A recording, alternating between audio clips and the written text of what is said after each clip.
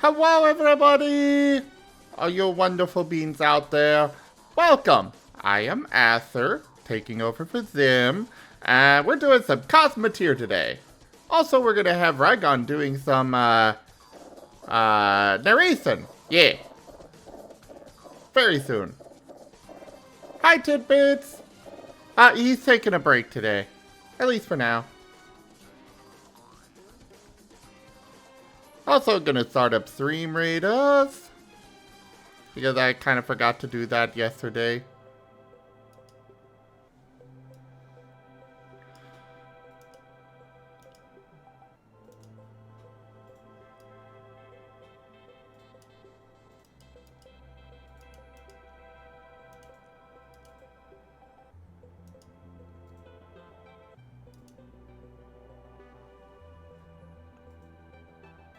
No, just a lot. Face the darkness. Oh, already? Nano 8-bit Shadox wishes to unleash the shadow.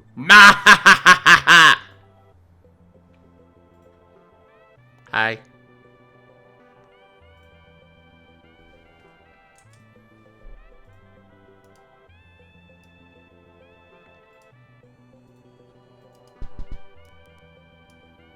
How? You've been waiting for this? Hey, Dun Brian.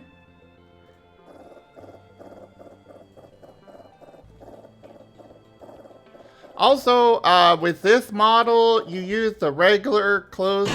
Ow. Ow. Well, you use the regular close redeem if you want for that, for this model. At least I think.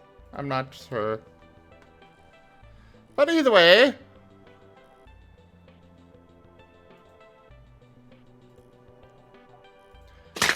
Let's, get back into the game. Yeah? Yeah. There's currently an AI ship that's pushing the station all over the place. Also, the game is open for multiplayer if people want to join. Oh, I hope everything's okay there, Dunbrine.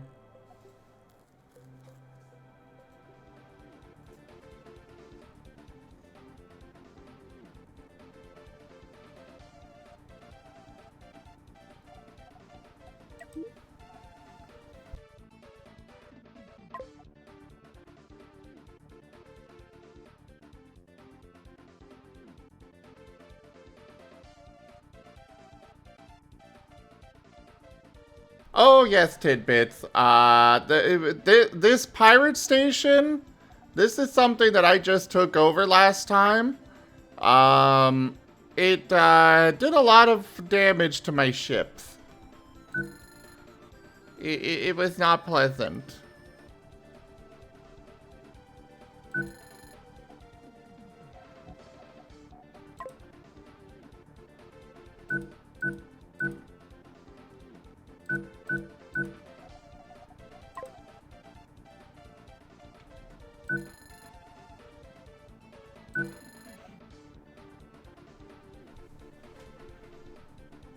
Chores and shopping trip? Well, either way, I still hope it goes well. Yeah.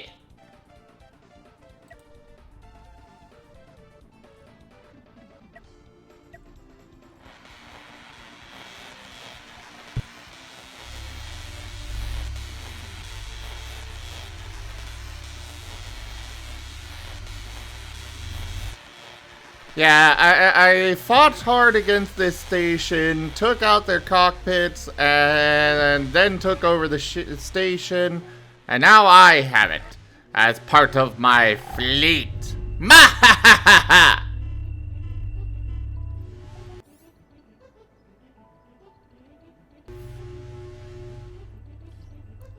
I have no idea, Burnin' Sun. I assume that myself as the host can just pause it at any time. At least that's my guess.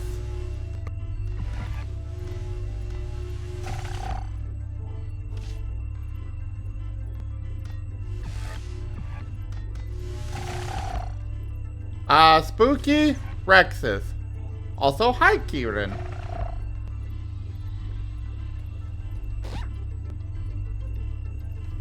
Oh, what, notification, Nano?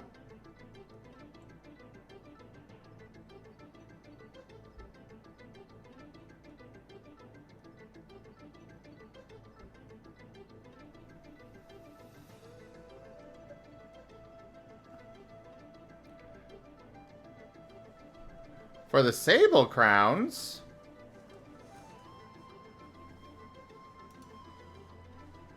One moment.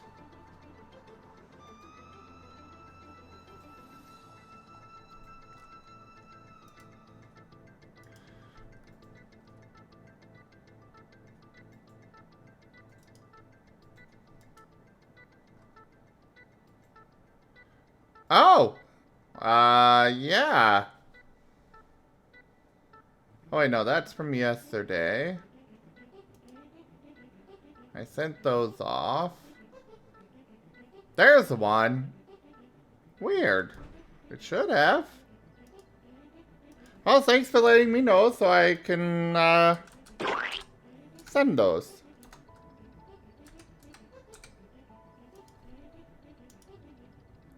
Your packs have been sent, Nano. Good luck.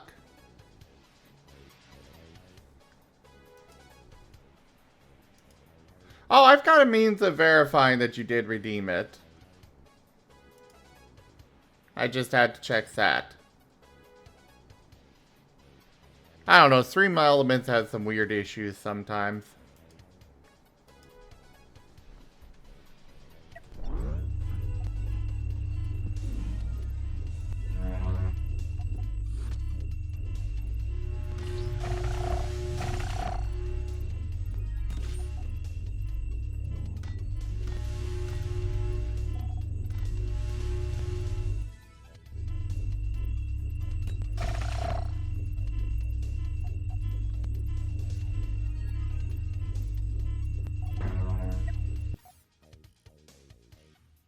Yeah, we definitely don't have enough crew to actually run this station properly. But it is ours. And those bigger thrusters definitely help with it running.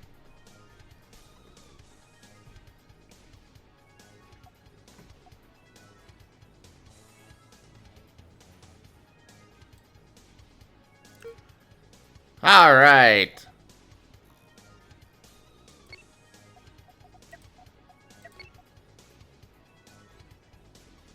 Oh, the station is now my primary ship, it seems.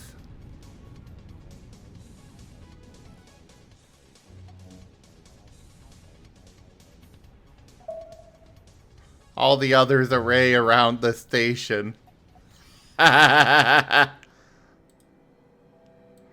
No, we're gonna put this behind the rest. Oh crap, nope.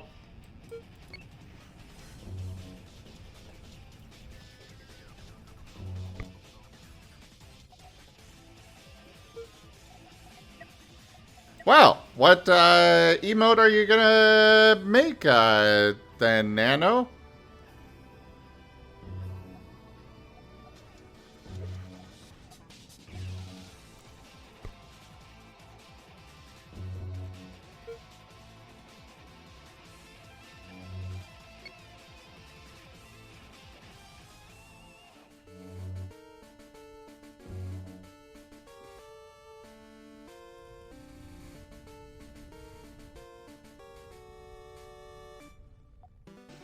At least this thing can actually move now.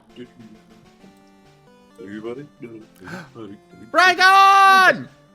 What's up? You're cute. Oh. Why would you go around saying lies? It's not a lie, though.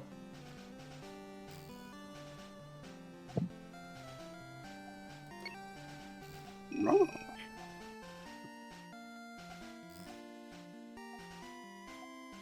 All right. Groceries have been brought in. Got water. I'll have to get something cooking soonish, though. I haven't eaten all day. I'm basically planning to wait until after you do the start the narration to do that myself. Mm-hmm. Yeah. What I'll probably do is I'll see if my grandmother is making anything. And if she is not, then after a couple chapters, I'll probably make some ramen.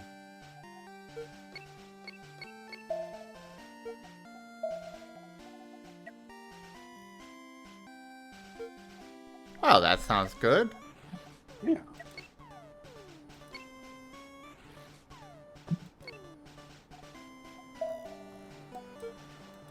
Yeah, something quick, something simple.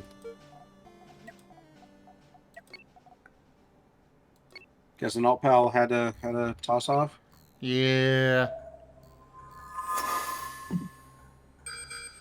Hey there, Rygone. Just thought you should know that Nano 8-bit Shadox thinks you're cute. No. So tidbits, for joining the, game, I have no idea really how it works. I apologize. I just know that it is open. The password is Marten, though.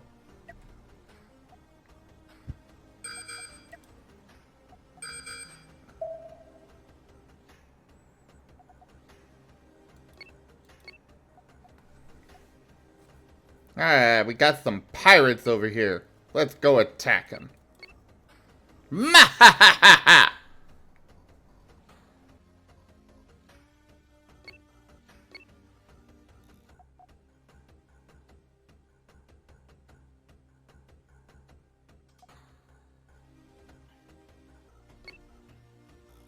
Oh, this is a ship graveyard.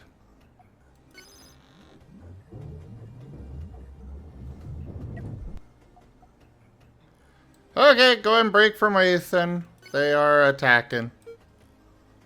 You two go after that. You two stay on that.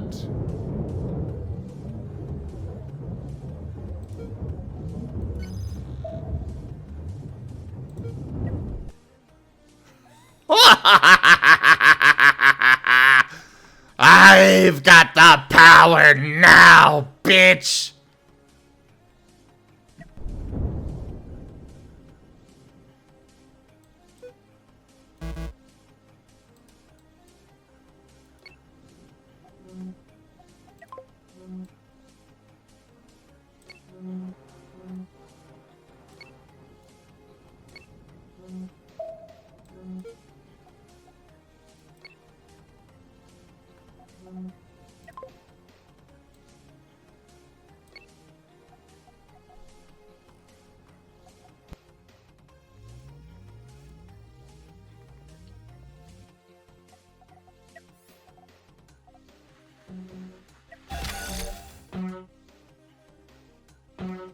Yeah, I definitely do not have the crew needed to actually run this ship.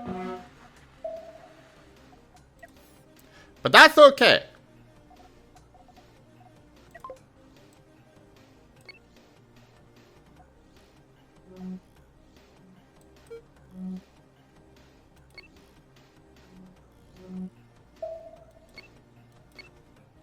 You know why, Rygone? Why? What's up? Because you're cute. Damn. Yeah, you probably should I'm guess never that. gonna get into the cool guy competition at this rate. Oh, yeah. Sorry. Just not in the cards for ya.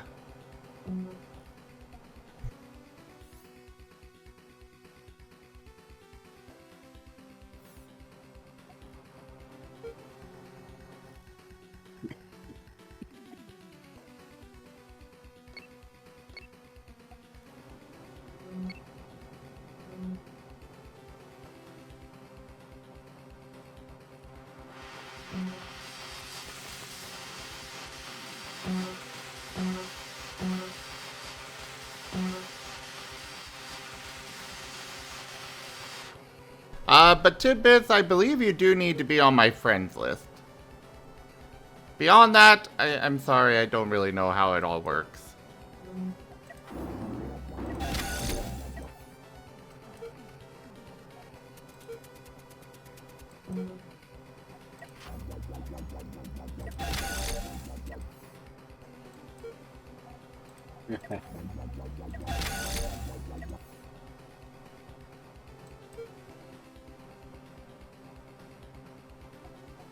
Also, we're gonna rename this ship.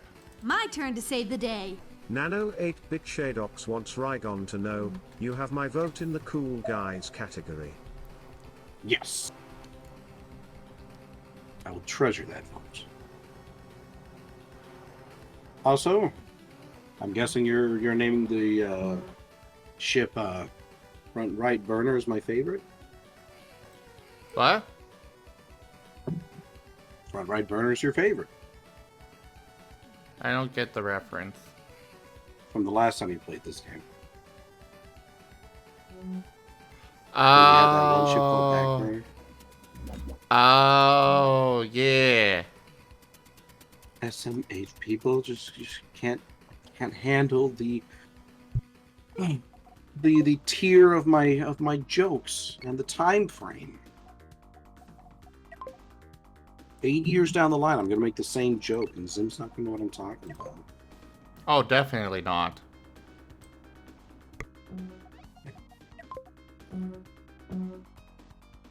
Mostly because Zim's not here right now. It's just, it's just, Asher.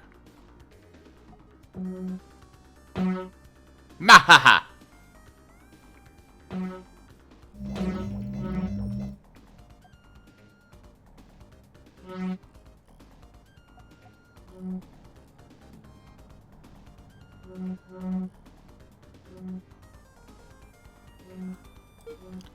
Alright, let's go take out the rest of these. Assume standard formation!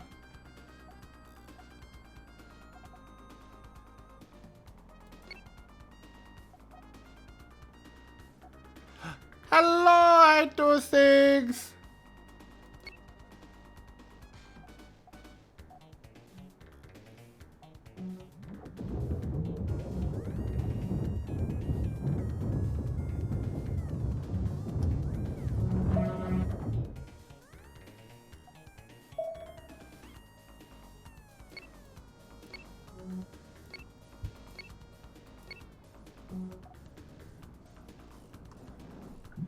And the laser platform is down.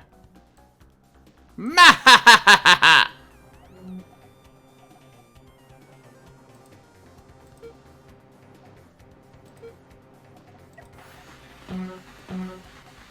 Jeez. I was doing so well on, this thing was so hard to destroy last time. But now that I'm actually, controlling it, it's like, nothing's gonna work. Of course, I think the problem is that I've got, I don't have enough crew to keep the shields running.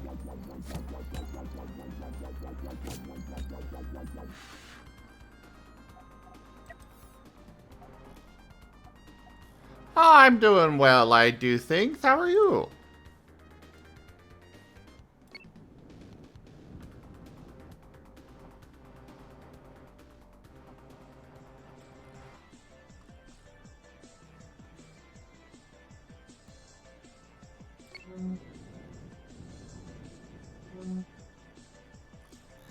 So, we've got a ship graveyard here, which means that I can do some upgrades. Yeah! Lots of resources. Oh. Okay. Oh, it's not your ship graveyard. Okay, that's good. I thought you were just simply keeping all the bodies of all the ships you had accidentally lost. It's some kind of a twisted trophy system.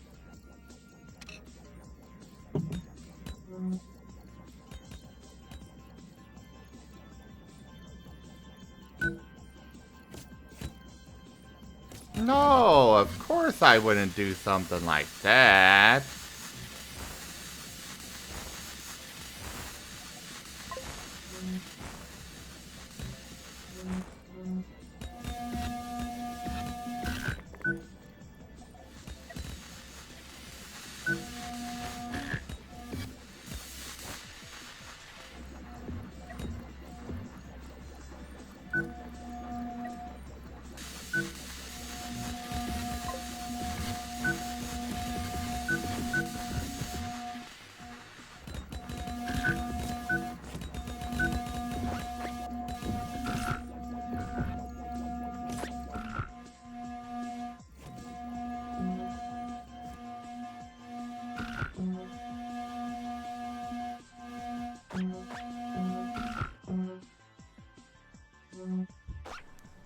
Oh.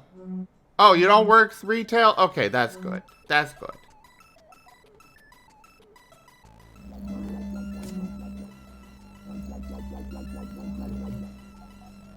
I was like, oh no, you have to work through Black Friday. That's not good, but you don't work retail, so yeah. That's fine. Pet the Rygone. Also, I am ready for the narration whenever you are. Yeah, I just have one problem. What? I'm looking at memes. Ah. That No. is definitely a problem. Let me go ask my grandmother if we're having anything tonight, and I'll make my decisions then. Then I'll get my stream going just in case anybody, like I said, wants to toss anything my way. Yep, I do things. We're gonna do some more narration tonight. Also, Zim, I'm pretty sure having engines on every side of your ship is probably not great. What do you mean? Because if something malfunctions, suddenly you're turning into a pinwheel firework. Well, you see, I kind of have to do it this way. Because I do need all directions covered with engines, otherwise it won't go in every direction. But on top of that, I also... on top of that, I also need to do it this way because I don't have much space to throw in more engines and not so in directions other than this. Yeah. I see. Okay. But pinwheel firework. Is that really a bad thing, though? It would not be. I'm pretty sure your crew would have some objections, though. Yeah, but I'm pretty sure you would just laugh your ass off. I would. Plus, in space, there's no courts.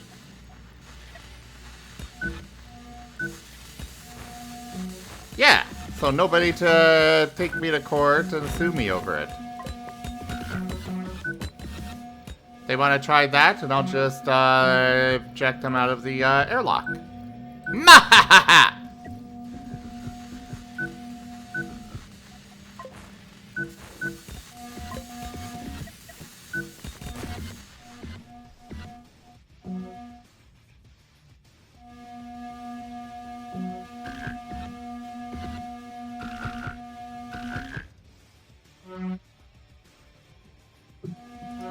Alright. Well, I Be think right back. I've Just gonna go accepted it. Take a look.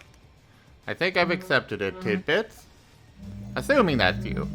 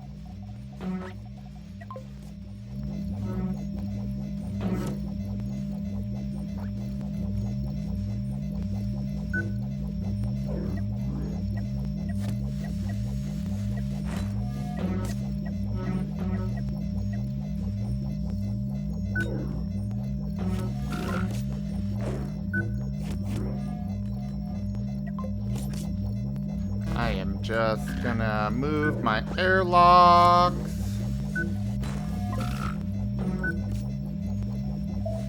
Because I need somewhere to put in some hyperdrives.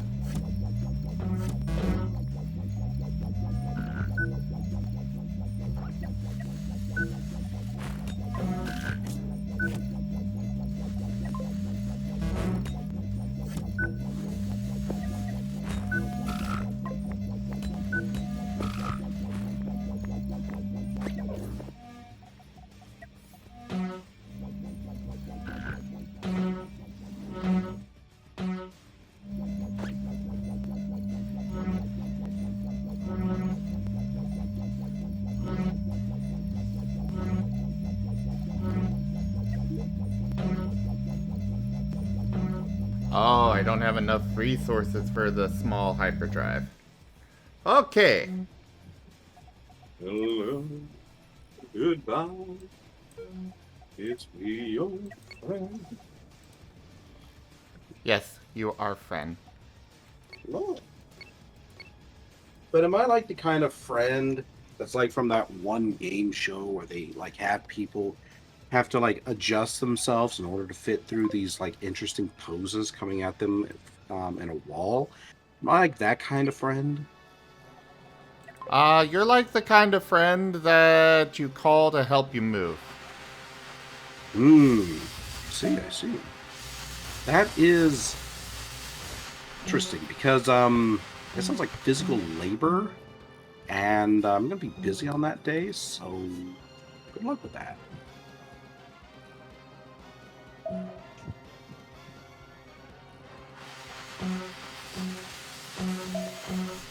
Okay, it's looking like I'm only gonna get steel plates from this, graveyard. So... might need to find a different option.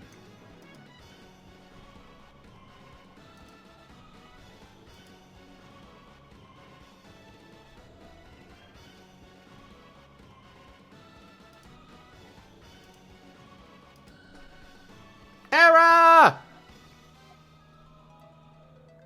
I have given in to the shadows, Sarah. Mahahaha! Ooh, I know what I can. I am quickly going to look something up before I start.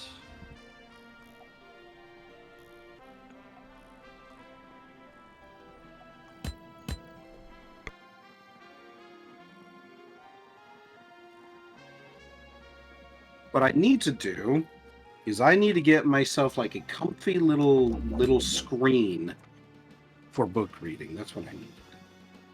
I'm not going to do that tonight. I really need to do that.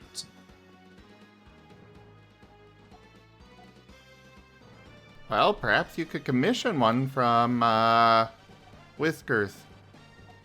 Whiskers is probably the better bet. Leroy's very busy. They're willing to do like a full-on background and everything? Yeah. It won't be animated. Well, actually, they could pull off some animation. Well, if I ever find the money. Yeah, I was gonna say animation would be a bit more expensive, but Yeah, I might just have to go to Etsy and find just some like throwaway one I can use. Until I can get something more custom, that is. Spooky says you're the kind of person you call for hugs because you're lonely, but you know hugs will turn into more. And what do you mean by that, Spooky?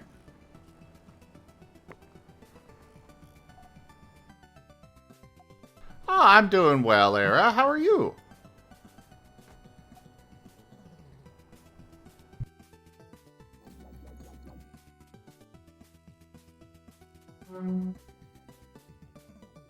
Alright, I'm starting up my stream.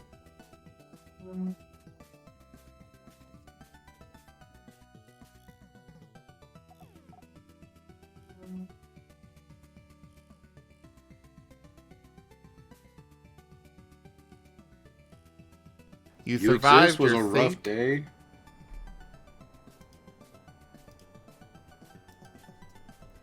What do you mean you think? We could be talking to the ghost of Era. Oh. Did Dad die?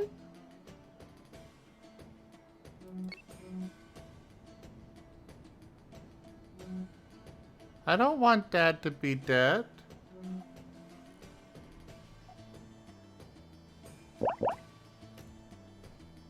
And shadow mode's over.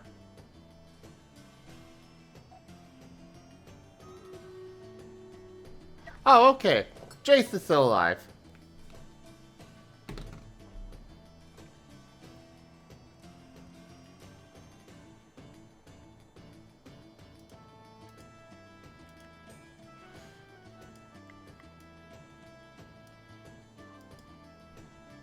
I am very hungry. But I will get We'll food get something to soon. eat. Trying to wait until like halfway through my day-ish.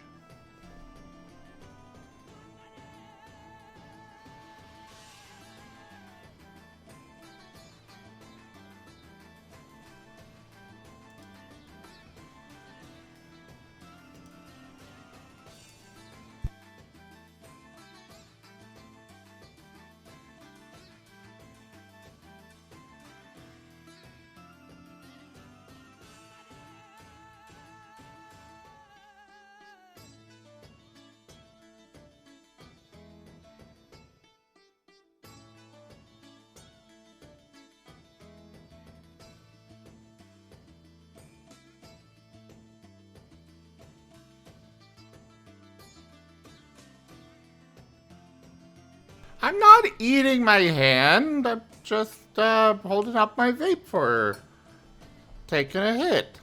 Yeah.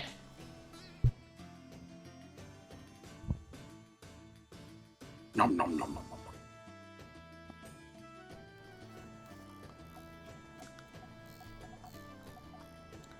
Alright, so we'll finish harvesting all the... Oh, hey, there are some other stuff than steel. Not much other stuff, but there is other stuff. Oh, I guess I need to go and... Okay, I see how this is working. I gotta be more picky on what I actually harvest.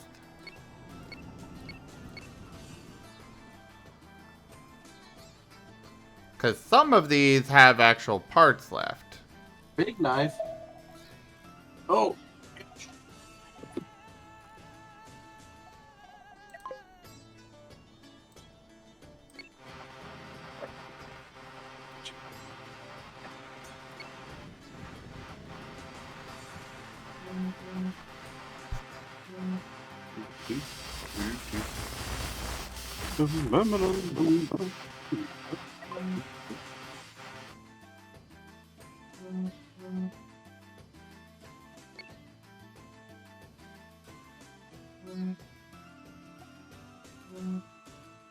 Yeah, there's some interesting things on Etsy.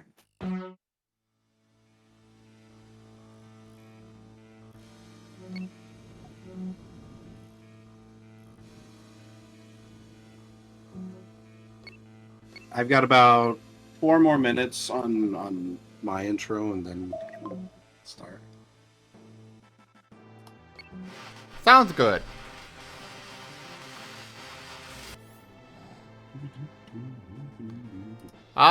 Yes, you can, Robert.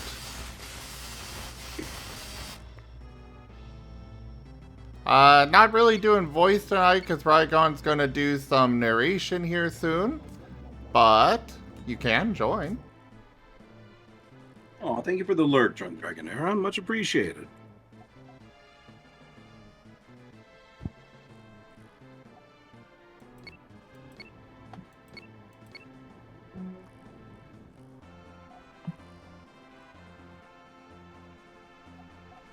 I am looking for actual parts, not just structure stuff.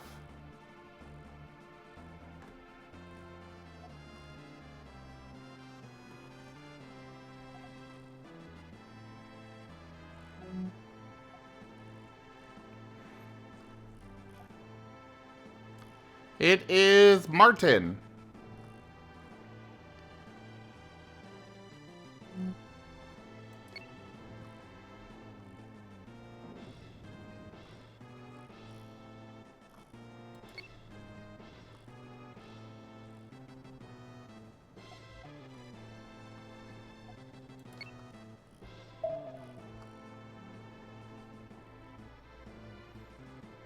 Ah, some resources here.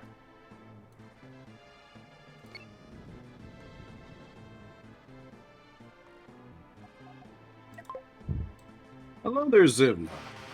Good to see ya. Also, thank you for the lurk. Wow. I bet my whole chat is going to be nothing but people just typing in exclamation point lurk. Alright, everybody, go over to Rygone's channel and type in exclamation point lurk. Yeah. Oh, okay, Era. See you later. Sounds good, Era. Have a good one. No burning! No, I do things!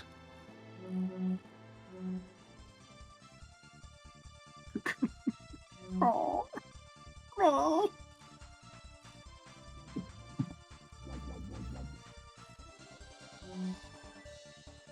I need to actually come up with a custom lurk one. Like a lurk phrase. Like what I've got? Yeah.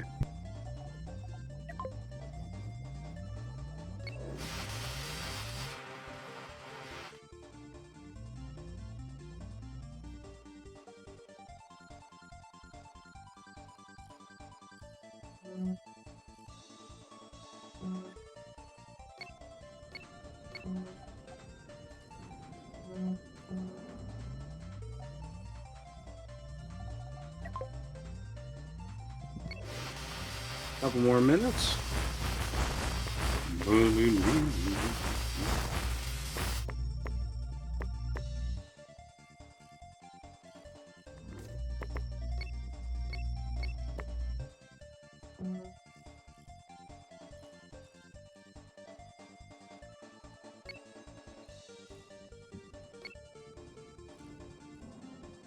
Don't worry, we're still listening. I appreciate that. I do things.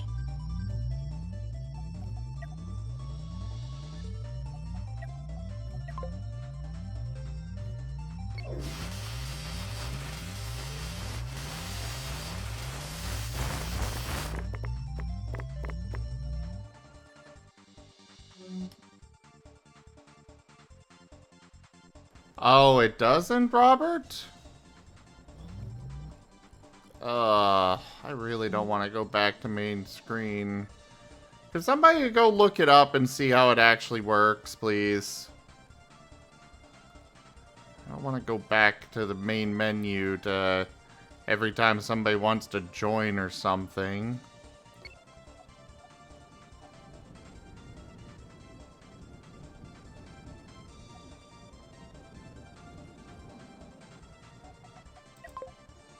But just look up how it actually works and we'll go from there.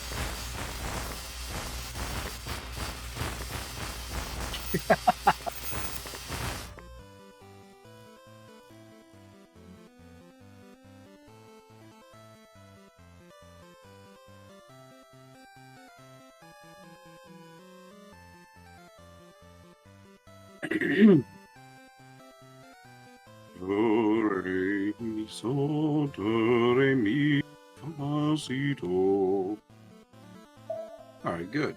Good. I'm glad to see that the narration from yesterday didn't wreck me.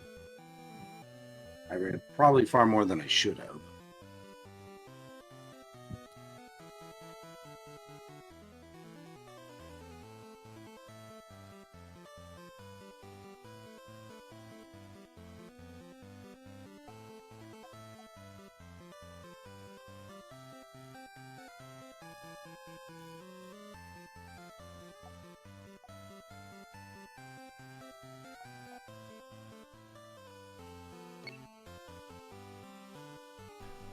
Well, look it up on, like, Google or something real quick. See how it actually works. If need be, I will return to lobby.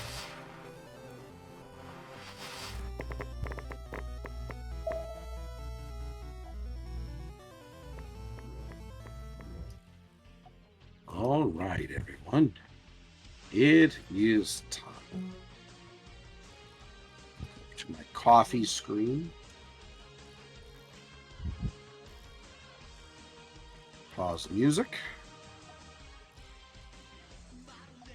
Pop out your chat just in case.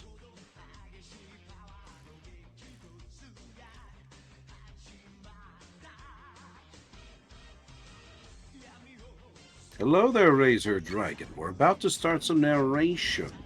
So feel free to hop on in, relax, pull up a chair, eat a sandwich, and enjoy. We're going to be doing some Desmond, some Harry Desmond tonight. Dresden. Dresden.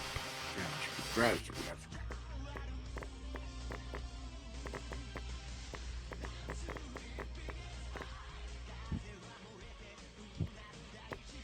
To anyone who wasn't here yesterday, our protagonist has had quite a few things happen to him.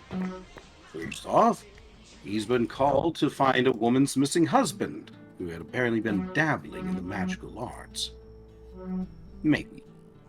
He's going to be investigating a lake house to see if he can find more evidence.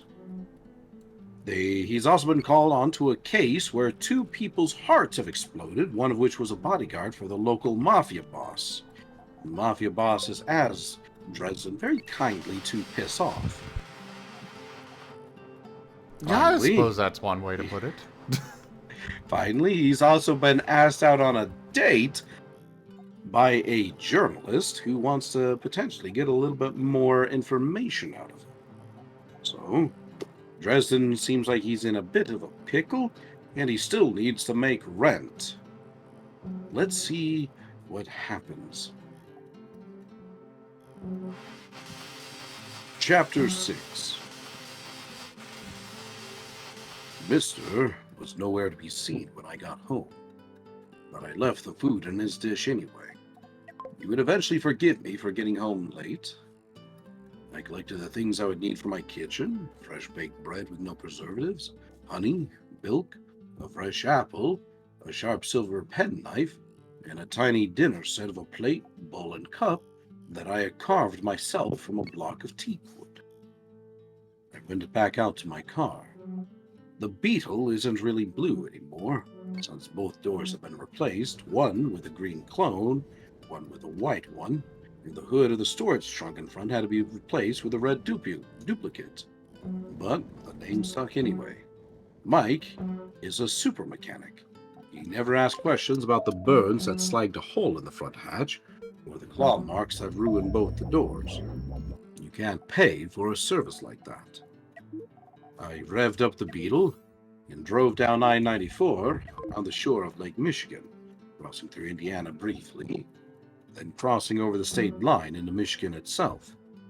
Lake Providence is an expensive, high-class community, with big houses and sprawling estates. It isn't cheap to own land there. Victor Sells must have been doing well in his former position at Silver Co. to afford a place out that way. The Lakeshore Drive wound in and out among thick, tall trees and rolling hills down to the shore. The properties were well spread out, several hundred yards between them. Most of them were fenced in and had gates on the right side of the road, away from the lake as I drove north.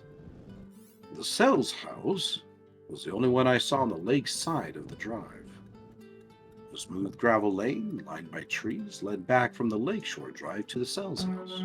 A peninsula jutted out into the lake, leaving enough room for the house and a small dock at which no boats were moored. The house was not a large one by the standards of the rest of the Lake Providence community. Built on 2 levels, it was a very modern dwelling.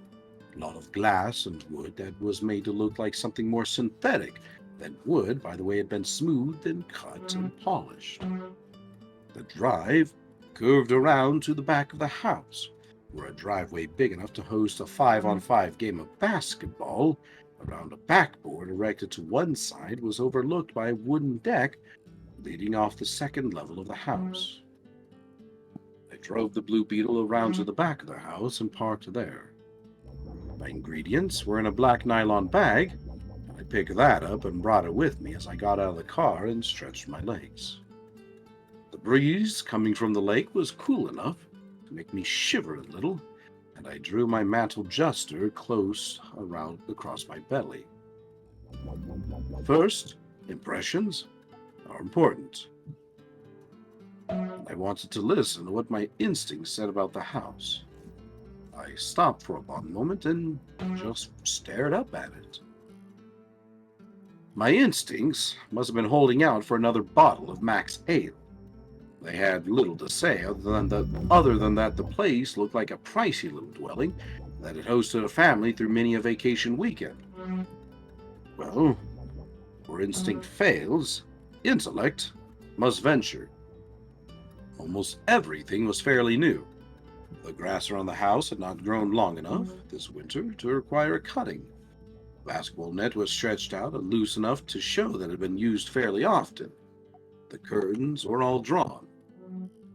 Grass beneath the deck, something red gleamed, and I went beneath the deck to retrieve it. It was a plastic film canister, red with a gray cap, the kind you keep a roll of film in when you send it in to the processors. Film canisters were good at holding various ingredients I used, sometimes. I tucked it in my duster's pocket and continued my inspection. The place didn't look much like a family dwelling, really. It looked like a rich man's love nest, a secluded little getaway nestled back in the trees of the peninsula and safe from spying eyes. Ideal location for a novice sorcerer to come to try out his fledgling abilities, safe from interruptions. A good place for Victor Sells to set up shop and practice. I made a quick circuit of the house, tried the front and rear doors, and even the door up on the deck that led, presumably, to a kitchen. All were locked. Locks weren't really an obstacle, but Monica Sells hadn't invited me actually to take a look inside the house, just around it. It's bad juju to go tromping into people's houses uninvited. One of the reasons vampires, as a rule, don't do it. They have enough trouble just holding themselves together outside of the Never-Never. It isn't harmful to a human wizard like me, but it can really impair anything you try to do with magic. Also, it just isn't polite. Like I said, I'm an old-fashioned sort of guy. Of course, the Tektronic Securities control panel that I could see through the front window had some say in my decision. Not that I could hex it down to a useless bundle of plastic and wires, but a lot of security systems will cause an alarm with their contact company if they abruptly stop working without notice. It would be a useless exercise in any case. The real information was to be had elsewhere. Still, something nagged at me. A sense of not quite emptiness to the house. On a hunch, I knocked on the front door several times. I even rang the bell. No one came to answer the door. No lights were on inside. I shrugged and walked back to the rear of the house, passing a number of empty trash cans as I did. Now that was a bit odd. I mean, I would expect a little something in the trash, even if someone hadn't been there in a while. Did the garbage truck come all the way down the drive to pick up the trash cans? That didn't seem likely. If the Celsius came out to the house for the weekend and wanted the trash emptied, it would stand to reason that they'd have to leave it out by the drive near the road as they left, which would seem to imply that the garbage men would leave the empty trash cans out by the road. Someone must have brought them back to the house. Of course, it needn't have been Victor Sells. It could have been a neighbor. Something. Or maybe he tipped the garbage men to carry the cans back away from the road. But it was something to go on. A little hint that maybe the house hadn't been empty all week. I left the house behind me and walked out toward the lake. The night was breezy, but clear, and a bit cool. The tall old trees creaked and groaned beneath the wind. It was still early for the mosquitoes to be too bad. The moon was waxing towards full overhead, with the occasional cloud slipping past her like a gauzy veil. It was a perfect night for catching fairies. I swept an area of dirt not far from the lake shore, clear of leaves and sticks, and took the silver knife from the backpack. Using the handle, I drew a circle in the earth, then covered it up with leaves and sticks again, marking the location of the circle's perimeter in my head. I was careful to focus in concentration on the circle, without actually letting any power slip into it, toward the trap. Then, working carefully, I prepared the bait by setting out the little cup and bowl. I poured a thimbleful of milk into the cup and daubed the bowlful of honey from the little plastic bear in my backpack. Then, I tore a piece of bread from the loaf I had brought with me and pricked my thumb with a knife. In the silver light of the moon, a bit of dark blood welled up against the skin, and I touched it daintily to the underside of the coarse bread, letting it absorb the blood. Then I set the bread, bloody side down, on the tiny plate. My trap was set. I gathered up my equipment and retreated to the cover of the trees. There are two parts of magic you have to understand to catch a fairy. One of them is the concept of true names. Everything in the whole world has its own name. Names are unique sounds and cadences of words that are attached to one specific individual, sort of like a kind of theme music. If you know something's name, you can associate yourself with it in a magical sense. Almost in the same way a wizard can reach out and touch someone if he possesses a lock of their hair, or fingernail clippings, or blood. If you know something's name, you can create a magical link to it, just as you can call someone up and talk to them if you know their phone number. Just knowing the name isn't good enough, though. You have to know exactly how to say it. Ask two John Franklin Smiths to say their names for you, and you'll get subtle differences in tone and pronunciation, each one unique to its owner. Wizards tend to collect names of creatures, spirits, and people like some kind of huge Rolodex. You never know when it will come in handy. The other part of magic you need to know is magic circle theory. Most magic involves a circle of one kind or another. Drawing a circle sets a local limit what a wizard is trying to do.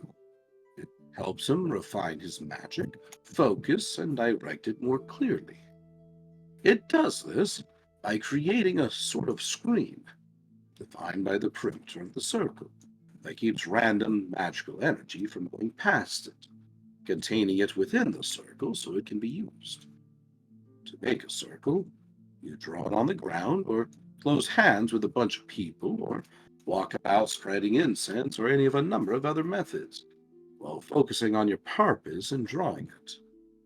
Then, you invest it with a little spark of energy to close a circuit, and it's ready. One other thing such a circle does, it keeps magical creatures like fairies or even demons from getting past it. Neat, huh? Usually this is used to keep them out. It's a bit trickier to set up a circle to keep them in. That's where the blood comes into play. With blood comes power. Take in some of someone else's blood, there's a metaphysical significance to it, a sort of energy. It's minuscule if you aren't really trying to get energy that way, like vampires do, but it's enough to close a circle. Now you know how it's done, but I don't recommend you try it at home. You don't know what to do when something goes wrong. I retreated to the trees and called the name of the particular fairy I wanted. It was a rolling series of syllables, quite beautiful, really, especially since the fairy went by the name of Toot Toot every time I encountered him before. I pushed my will out along with the name, just needed a call, something that would be subtle enough to make him wander this way of his own accord. Or, at least that was the theory. What was his name? Please, do you think wizards just give information like that away? You don't know what I went through to get it. About 10 minutes later, Toot came flickering in over the water of Lake Michigan. At first, I mistook him for a reflection of the moon on the side of the softly rolling waves of the lake. Toot was maybe 6 inches tall. He had silver dragonfly's wings sprouting from his back and the pale, beautiful, tiny humanoid form that echoed the splendor of the Fey Lords. A silver nimbus of ambient light surrounded him. His hair was a shaggy, silken little mane, like a bird of paradise's plumes.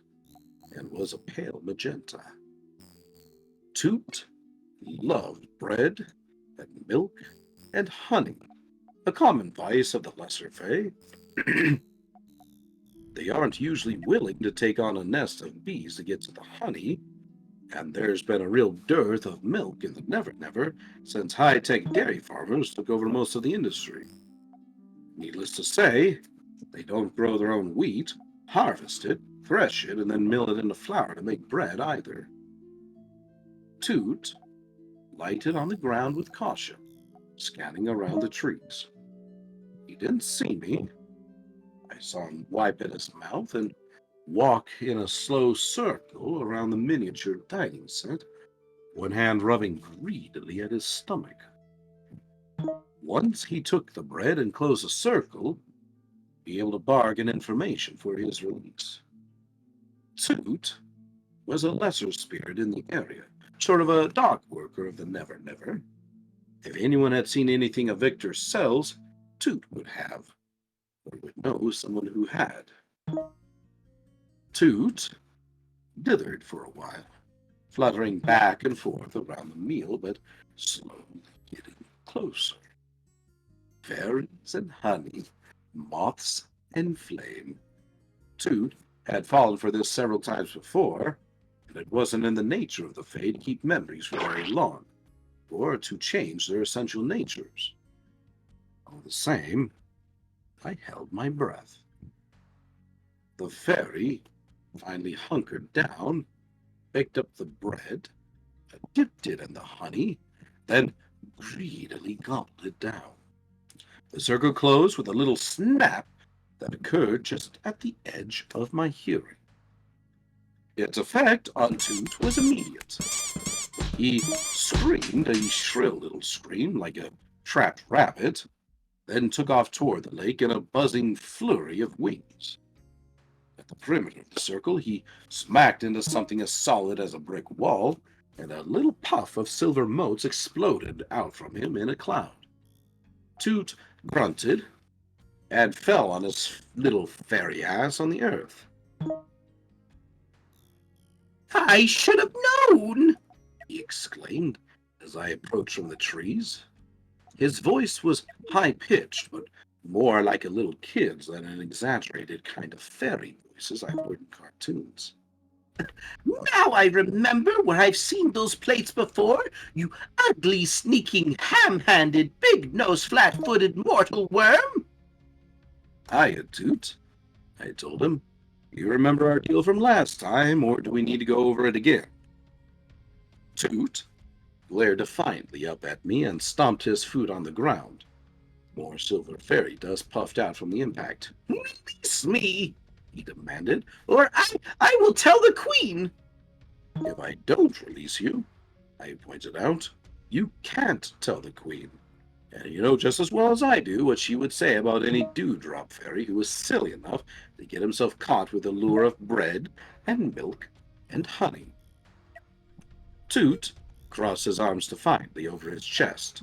"I warn you, mortal, release me now, or you will feel the awful, terrible, irresistible might of the fairy magic. I will rot your teeth from your head, take your eyes from their sockets, fill your mouth with dung and your ears with worms." "Hit me with your best shot," I told him. "After that, we can talk about what you need to do to get out of the circle." It called his bluff. I always did, but he probably wouldn't remember the details very well. If you live for a few hundred years, you tend to forget the little things. Toot sulked and kicked up a little spray of dirt with one tiny foot. "You could at least pretend to be afraid, Harry." "Hey, Toot, I don't have the time." Time," Toot complained. "Is that all you mortals can ever think about? Everyone's complaining about time. The whole city rushes left and right, screaming about being late and honking horns. You people used to have it right, you know." I bore the lecture with good nature. Toot could never keep his mind on the same subject long enough to be really trying, in any case. Why, I remember the folk who lived here before you pale, wheezy guys came in, and they never complained about ulcers or... Toot's eyes wandered to the bread and milk and honey again, glinted. He sauntered that way, then snatched the remaining bread, sopping up all the honey with it, and eating it with greedy, bird-like motions. This is good stuff, Harry. None of that funny stuff in it that we get sometimes. Preservatives, I said. Whatever. Toot drank down the milk, too, in a long pull, then promptly fell down on his back, patting at his rounded tummy. All right, He said. Now let me out. Not yet, Toot. I need something first. Toot scowled up at me. You wizard, always needing something. I really could do the thing with the dung, you know. He stood up and folded his arms haughtily over his chest, looking up at me as though I weren't a dozen times taller than he. Very well, He said, his tone lofty. I have deemed to grant you a single request of some small nature for the generous gift of your cuisine. I worked to keep a straight face. That's very kind of you. Toot sniffed, and somehow managed to look down his little pug nose at me. It is my nature to be both benevolent and wise. I nodded, as though this were a very great wisdom. Aha! Look, Toot, I need to know if you're around this place for the past few nights. I know somebody who was. I'm looking for someone. Maybe he came here. And if I tell you, Toot said. I take it you will disassemble this circle which has, by some odd coincidence no doubt, made its way around me? It would be only reasonable, I said, all seriousness. Toot seemed to consider it, as though he might be inclined not to cooperate, then nodded. Very well. You will have the information you wish. Release me. I narrowed my eyes. Are you sure? Do you promise? Toot stamped his foot again, scattering more silver dust motes. Harry, you're ruining the drama. I folded my arms. I want to hear you promise. Toot threw up his hands. Fine, fine, fine. I promise. I promise. I promise. I'll dig up whatever you want to know. He started to buzz around the circle in great agitation, wings lifting him easily into the air. Let me out! Let me out! A promise thrice made is as close to absolute truth as you can get from a fairy. He went quickly to the circle and scuffed over the line drawn in the dirt with my foot, willing the circle to part. It did. Little hiss of released energy. Toot streaked out over Lake Michigan's waters again, a miniature silver comet, and vanished in a twinkling, just like Santa Claus. Though I should say that Santa's much bigger and more powerful fairy than Toot, and I don't know his true name anyway. You'd never see me trying to nab St. Nick in a magic circle. Even if I did, I don't think anyone has stones that big. I waited around, walking about to keep from falling asleep. If I did that, Toot would be perfectly within his rights as a fairy to fulfill his promise by telling me the information while I was sleeping. And, given that I had just now captured and humiliated him, he'd probably do something to even the scales. 2 weeks from now, he wouldn't even remember it. But if I let him have a free shot at me tonight, I might wake up with an ass's head, and I didn't think that would be good for business. So I paced, and I waited. Toot usually took about half an hour to round up whatever it was I wanted to know. Sure enough, half an hour later, he came sparkling back in and buzzed around my head, drizzling fairy dust from his blurring wings at my eyes. Harry, he said, I did it. What did you find out, Toot? Yes. I snorted. No. Ah, come on, just a little guess. I scowled, tired and irritated, but tried not to let it show. Toot couldn't help being what he was. Toot, it's late. You promised to tell me. Not at all, he complained. No wonder you can't get a date unless someone wants to know something from you. I blinked at him, and he chortled in glee. I love it. We're watching you, Harry Justin. Now that was disconcerting. I had a sudden image of a dozen fairy voyeurs lingering around my apartment's windows and peering inside. I'd have to make precautions to make sure they couldn't do that. Not that I was afraid of them or anything, just in case. Just tell me, Toot, I sighed. Incoming! He shrilled, and I held out my hand, fingers flat and palms up. He alighted, the center of my palm. I could barely feel his weight, but the sense, the aura of him, ran through my skin like a tiny electric current. He stared fearlessly at my eyes. The Fae had no souls to gaze upon. They could not fathom a mortal soul, even if they could see it. Okay, Toot said. I talked to Blue Blossom, who talked to Red Nose, who talked to Mango Aspens, who said that Golden Eyes said that he was riding the pizza car when it came here last night. Toot thrust out his chest proudly. Pizza car? I asked, bewildered. Pizza! Toot cried, jubilant. Pizza, pizza, pizza! His wings fluttered again, and I tried to blink the damned fairy dust out of my eyes before I started sneezing. Fairies like pizza? I asked. Oh, Harry, Toot said breathlessly. Haven't you ever had pizza before? Of course I have, I said. Toot looked wounded. And you didn't share? I sighed. Hey, Rygone. What's up? Careful with the high-pitched stuff. It keeps getting cut out by Discord. Oh, I'm sorry.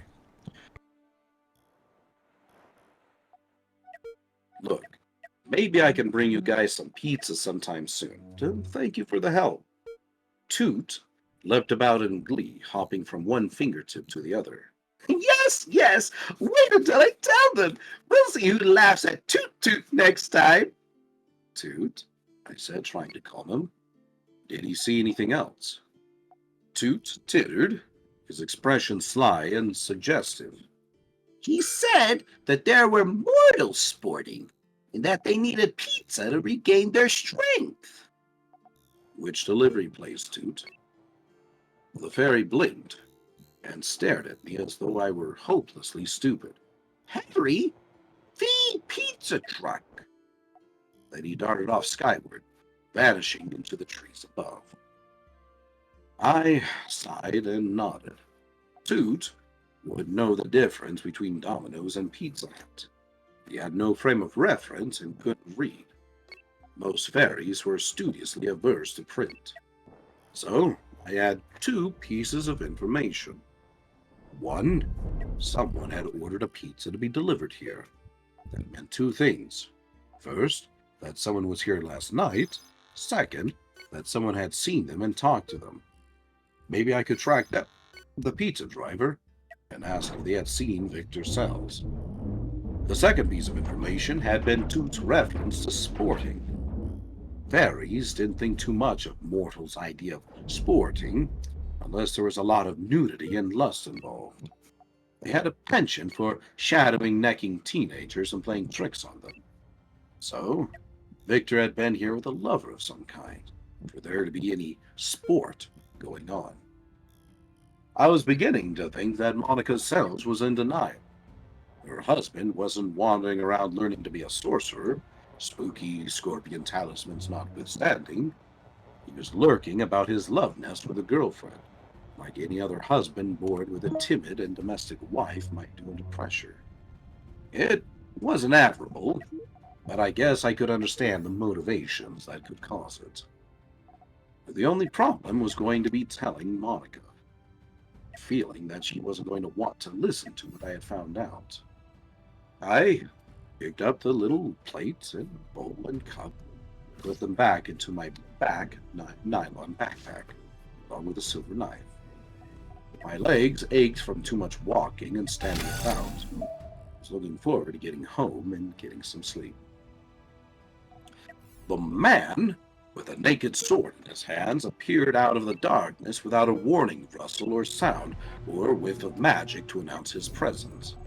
He was tall, like me, but broad and heavily chested, and he carried his weight with a ponderous sort of dignity. Perhaps 50 years old, his listless brown hair going gray in uneven patches. He wore a long black coat, a lot like mine, but without the mantle, and his jacket and pants, too, were done in dark colors, charcoal and a deep blue. His shirt was crisp, pure white, the color you usually only see with tuxedos.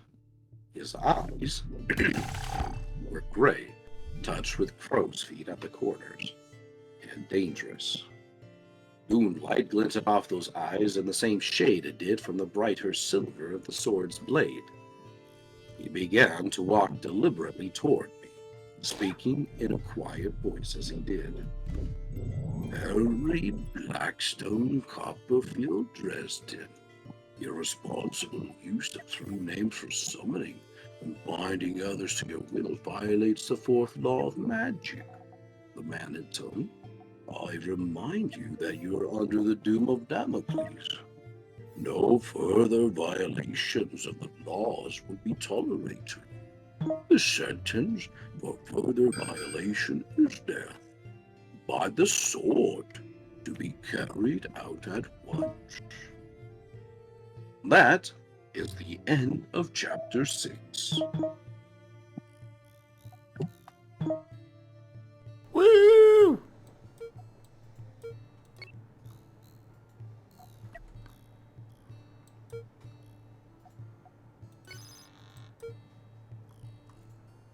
All right, we'll take a quick moment to relax for a second, everybody.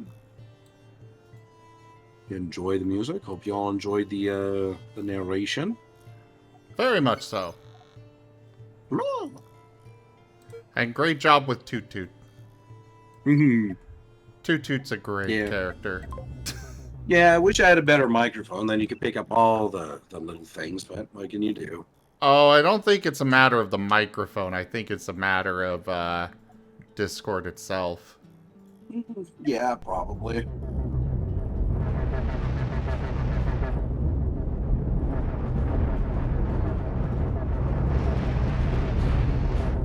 Very good narrations. Oh, thank you. I do things. I appreciate it.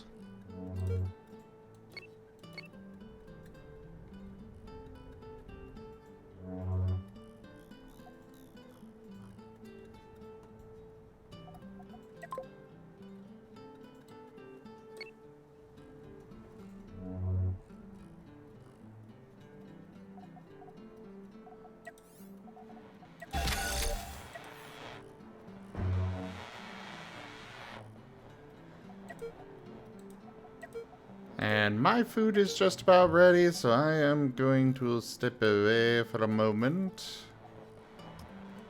Sounds like a plan. For you two joining me here, honestly, it's probably going to be just you guys kind of go do your own thing in general. Whatever you want to do, you guys have your ships here. Do keep in mind that we do not share resources, so if you guys destroy a ship, if I destroy a ship and you come in here and claim it, that means that you're going to be the one harvesting all the resources.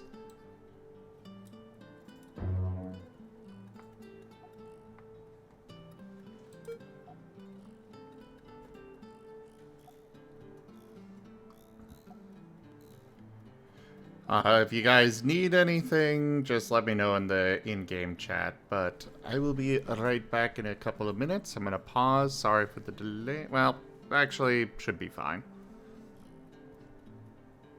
I'll just arrange my people, my ships, in a defensive formation. And it should be good enough for stepping away. Most of this galaxy is good to go anyways.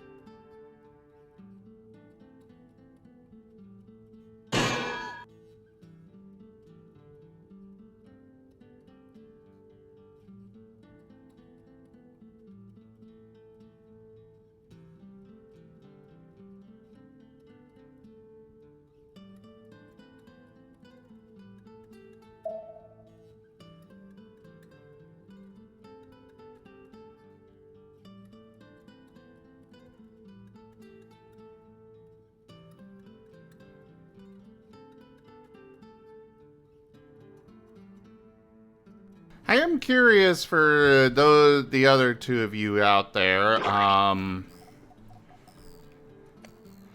you guys able to just go turn in all those quests that I actually completed and stuff and get a bunch of money from it?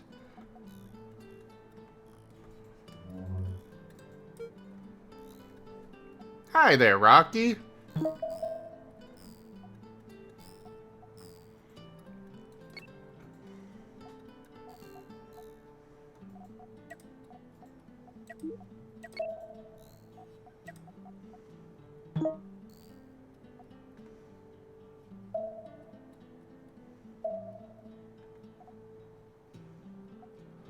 What do you mean you dropped some crew?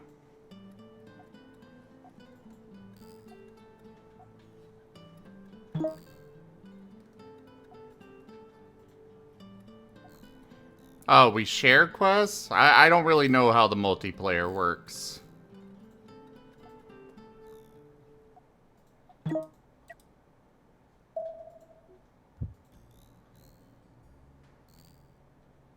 Oh, no, Hare. Oh, I'm okay, Rocky. How are you?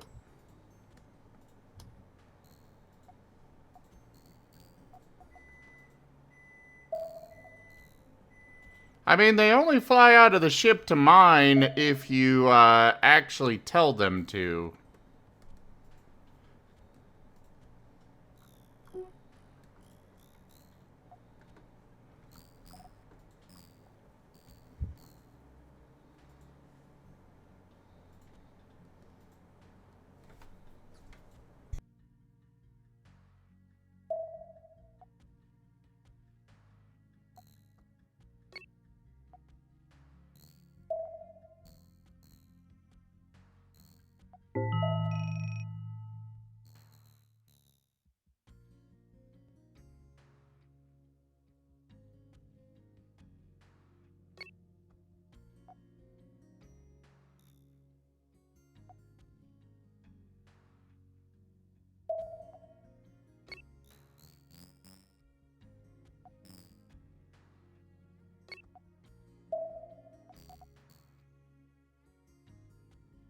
Ah, there's a pirate base over here. That'll be fun to fight. I can very easily handle it on my own, for the record.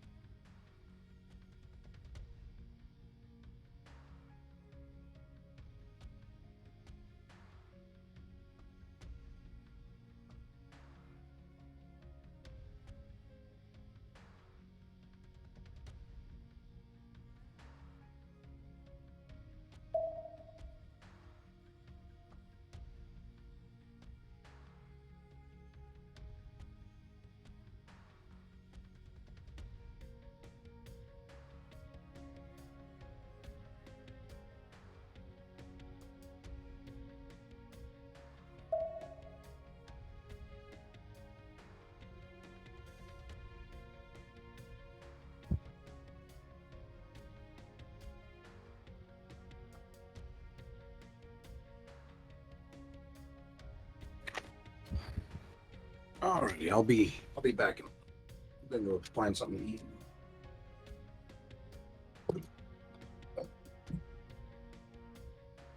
I have my food.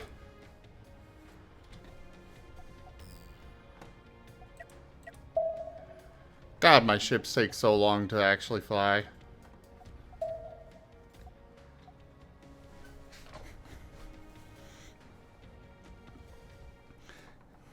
Yeah, Slitherite. Evil. Mahahaha.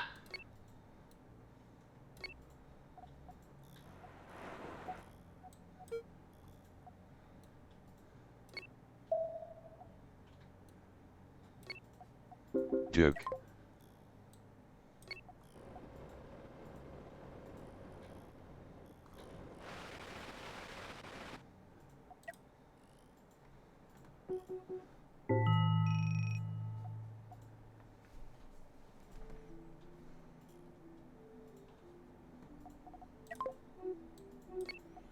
surprised somebody would get rid of enriched uranium. Like, that stuff's valuable.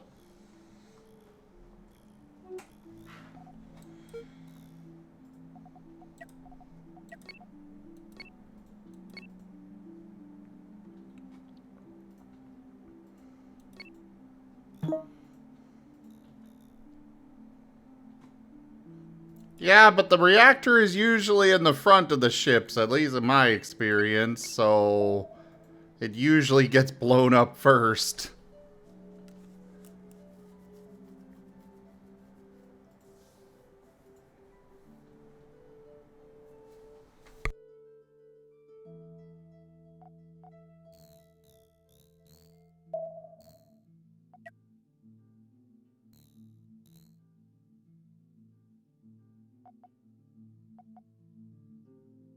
Okay, Slitherite. I just got food myself. I'm waiting for it to cool down a bit.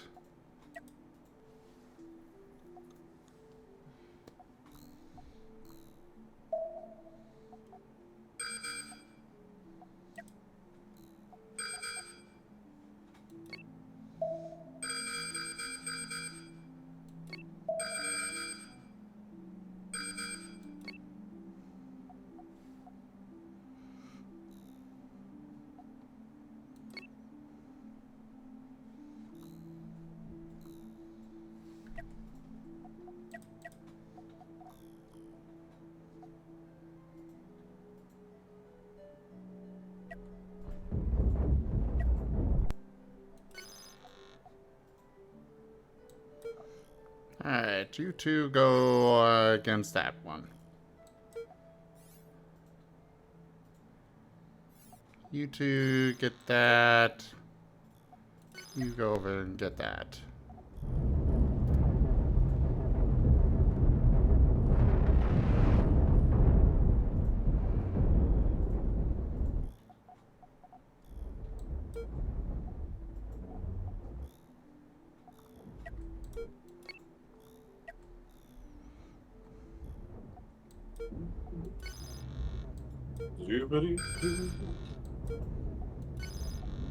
I have tuna fish sandwich.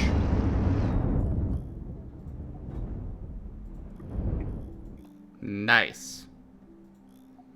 Yep, so I'll take a quick second to take a bite, and then we'll go ahead and continue. Because I haven't eaten pretty much anything all day.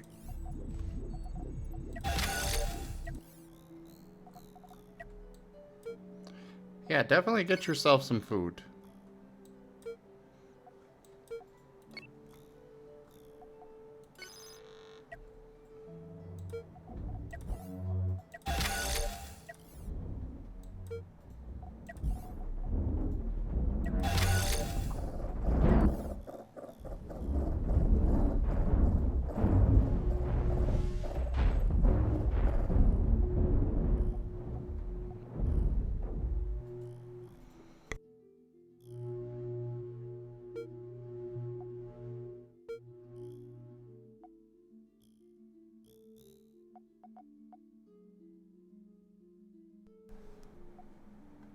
Why feed Rygone with no food? I want food. Nom, nom, nom. Apparently they only want you to have food. They want me to starve.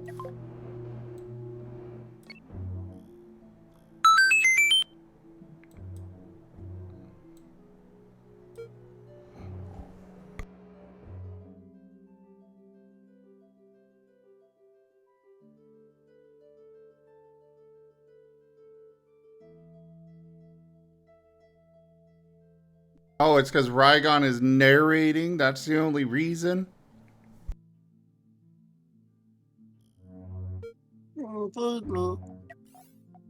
Feed me or the voice goes.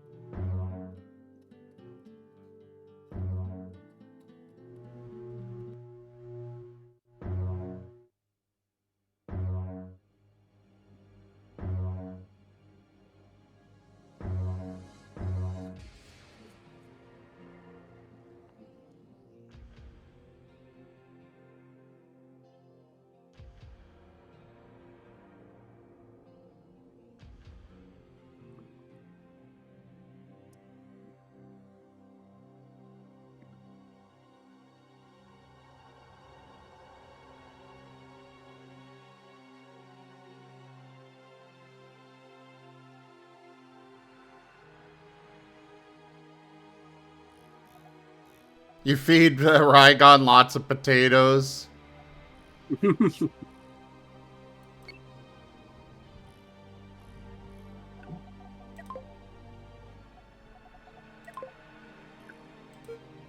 I can't say I've ever done that, TJ Hart. No.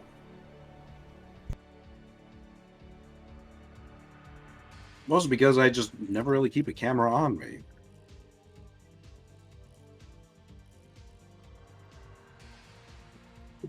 Rygone is also live. You could always just switch streams. Just go to whoever's you want to hang out and whatnot. I have my stream open on the off chance if anybody wants to toss anything my way, but that's obviously not necessary.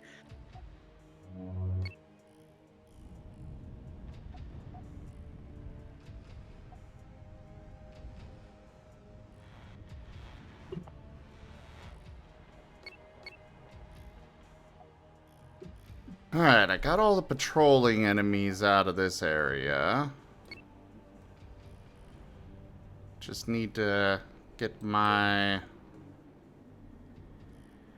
other stuff. I just need to get my the actual base itself destroyed.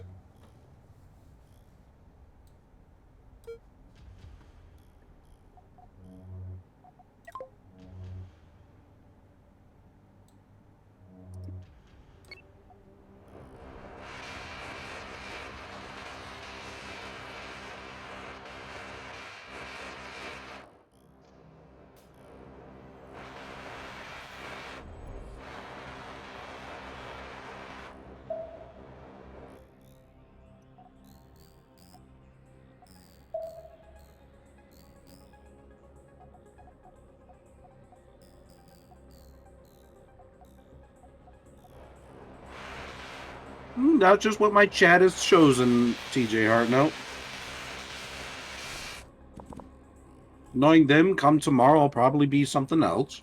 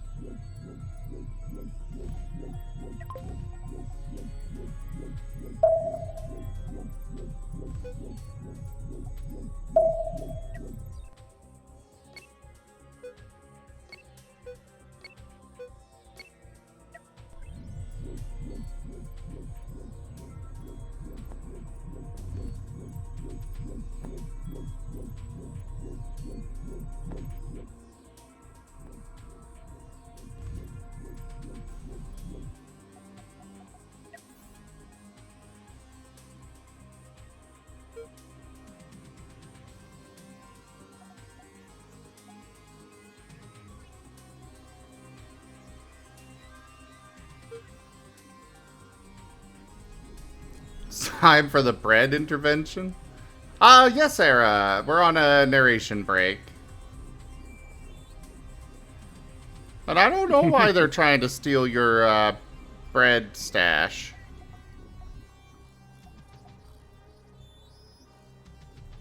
They must be evil. You don't mess with Jace's bread stash. I found that out the hard way.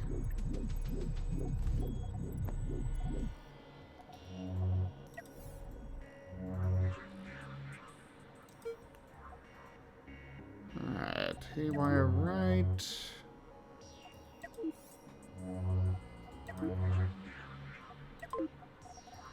We're gonna send some ammo over there. Have I ever watched the English dub of Great Teacher Onizuka? I can't say I've ever heard of it.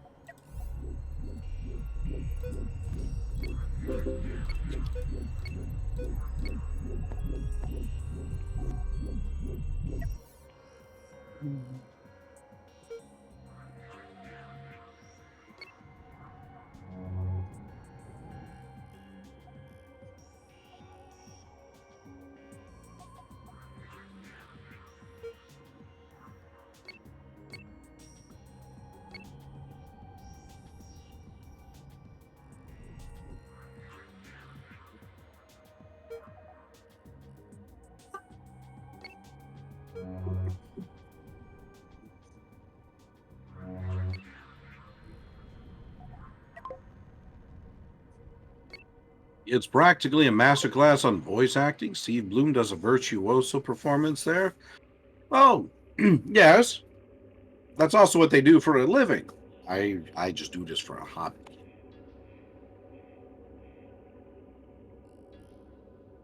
But you'd love to do it for a living. I wouldn't mind doing it for a living.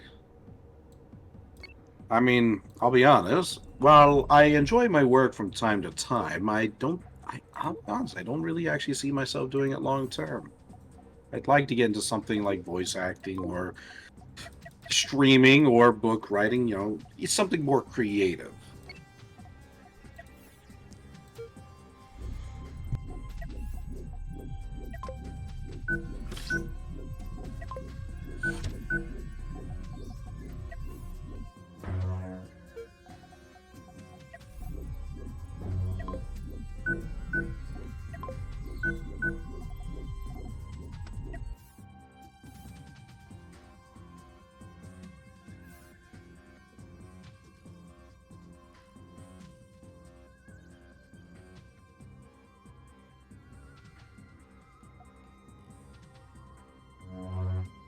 The consumption is nearly over.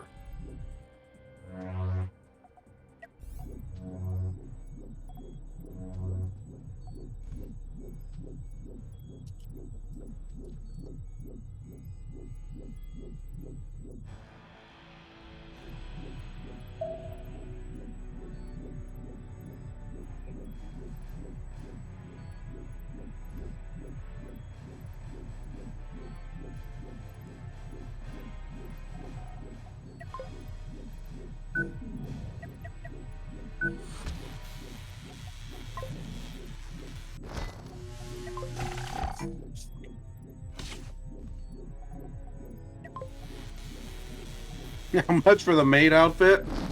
Oh god, what did I say? I think I said like 10. But it sticks around all streams, so.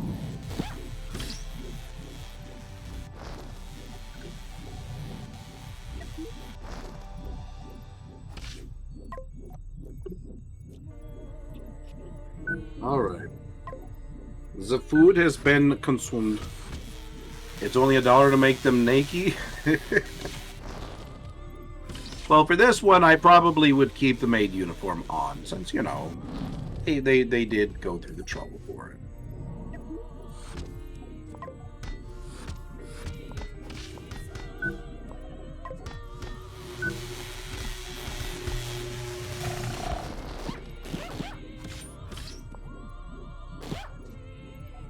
Or they can pay $1 and leave me naked?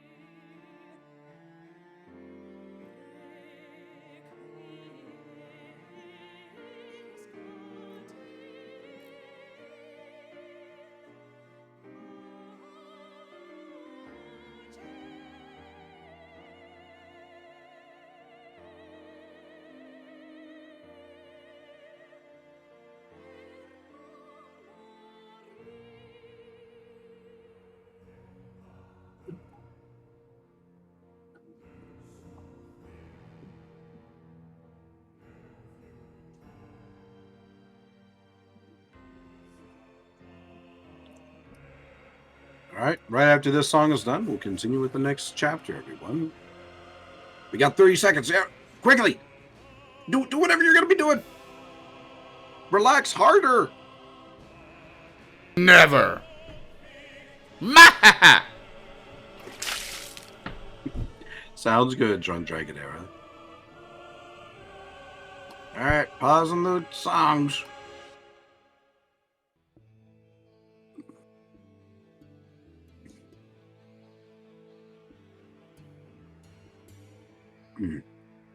Chapter 7.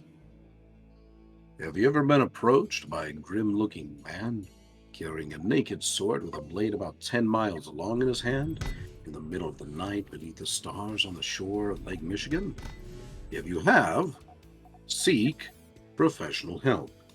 If you have not, then believe you me, it can scare the bejesus out of you. I took in a quick breath and had to work not to put it into a quasi-Latin phrase on the exhale. One that would set the man's body on fire and reduce him to a mound of ashes. I react badly to fear. I don't usually have the good sense to run or hide. I just try to smash whatever it is that is making me afraid. It's a primitive sort of thing, and one I don't question too much. But reflex-based murder seemed a tad extreme, so rather than setting him on fire, I nodded instead.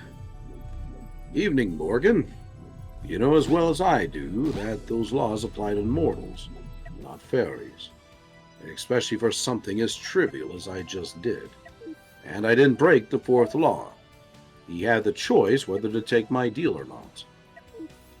Morgan's sour, leathery face turned a bit more sour, the lines at the corners of his mouth stretching and becoming deeper. That's a technicality, Dresden. A pair of them. His hands, broad and strong, resettled their grip upon the sword he held. His unevenly graying hair was tied to a ponytail on the back, like Sean Connery's in some of his movies, except that Morgan's face was too pinched and thin to pull off the look. Your point being? I did my best to keep from looking nervous or impressed. Truth be told, I was both. Morgan was my warden, assigned to me by the White Council to make sure I didn't bend or break any of the laws of magic. He hung about and spied on me, mostly, and usually came sniffing around after I'd cast a spell of some kind. I would be damned if I was going to let the White Council's guard dog see any fear out of me. Besides, he would take it as a sign of guilt, in the true spirit of paranoid fanatics everywhere. So, all I had to do was keep a straight face and get out before my wariness made me slip up and do or say something he could use against me. Morgan was one of the deadliest evocators in the world. He wasn't bright enough to question his loyalties to the Council, and he could do quick and dirty magic like few others could. Quick and dirty enough to rip the hearts out of Tommy Tom and Jennifer Stan's chests, in fact, if he wanted to. My point, he said, scowling, is that it is my assigned duty to monitor your use of your power, and to see to it that you do not abuse it. I'm on a missing persons case, I said. All I did was call up a Dewdrop Fairy to get some information. Come on, Morgan. Everybody calls up fairies now and then. There's no harm in it. It's not as though I'm mind controlling the things, just leaning on them. Technicality, Morgan frowned. I stuck out my chin at him belligerently. We were of a height, though he outweighed me by about 100 pounds. I could pick better people to antagonize, but he'd really gotten under my skin. A technicality I'm prepared to hide wildly behind, so unless you want to convene a meeting of the Council to call me on it, we can just drop the discussion right here. I'm pretty sure it will only take them about 2 days to cancel all their plans, make travel arrangements, and then get here. I can put you up until then. I mean, you'd be dragging a bunch of really crotchety old men away from their experiments and things for nothing. But if you really think it's necessary... Morgan scowled at me. No, it isn't worth it. He opened his dark trench coat and slid the sword away into its scabbard. I relaxed a little. The sword wasn't the most dangerous thing about him, not by a long shot, but it was his symbol of the authority given to him by the White Council. And, if rumors were true, it was enchanted to cut through the magical spells of anyone resisting him. I didn't want things to ever go far enough for me to find out if the rumors were true. I'm glad we agree about something, I said. Nice seeing you again.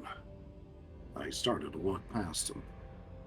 Morgan put one of those big hands on my arm as I went by, and his fingers closed around it. I'm not finished with you, Dresden. I didn't dare mess around with Morgan when he was acting in his role as a warden of the White Council. He wasn't wearing that hat now. Once he put the sword away, he was acting on his own, without any more official authority than any other man, or at least that was the technical truth. Morgan was big on technicalities. He had scared the heck out of me and annoyed the heck out of me in rapid succession. Now he was trying to bully me. I hate bullies. So, I took a calculated risk, used my free hand, and hit him as hard as I could in the mouth. I think the blow startled him more than anything. He took a step back, letting go of my arm in surprise, and just blinked at me. He put one hand to his mouth, and when he drew his fingers away, there was blood on them. I planted my feet and faced him, without meeting his eyes. Don't touch me. Morgan continued to stare at me, and then I saw anger creep over his face, set his jaw, and make the veins in his temples stand out. How dare you, he said. How dare you strike me? It wasn't so hard, I said. If you've got council business with me, I'm willing to give you whatever respect is your due. When you come on strong to me on personal business, I don't have to put up with it. I saw the steam coming out of his ears as he mulled it over. He looked for a reason to come after me, yet realized he didn't have one, according to the laws. He wasn't too bright. Did I mention that already? And he was a big one for following the laws.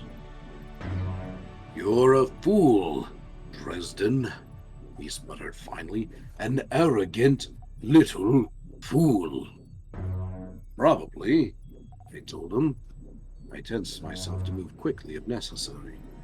I may not like to run away from what scares me, but I try not to fight hopeless battles either. And Morgan had me by years of experience and 100 pounds at least. There was no law of magic that protected me from him and his fists either. And if that occurred to him, he might decide to do something about it. That punch I'd landed had been lucky, coming out of the blue.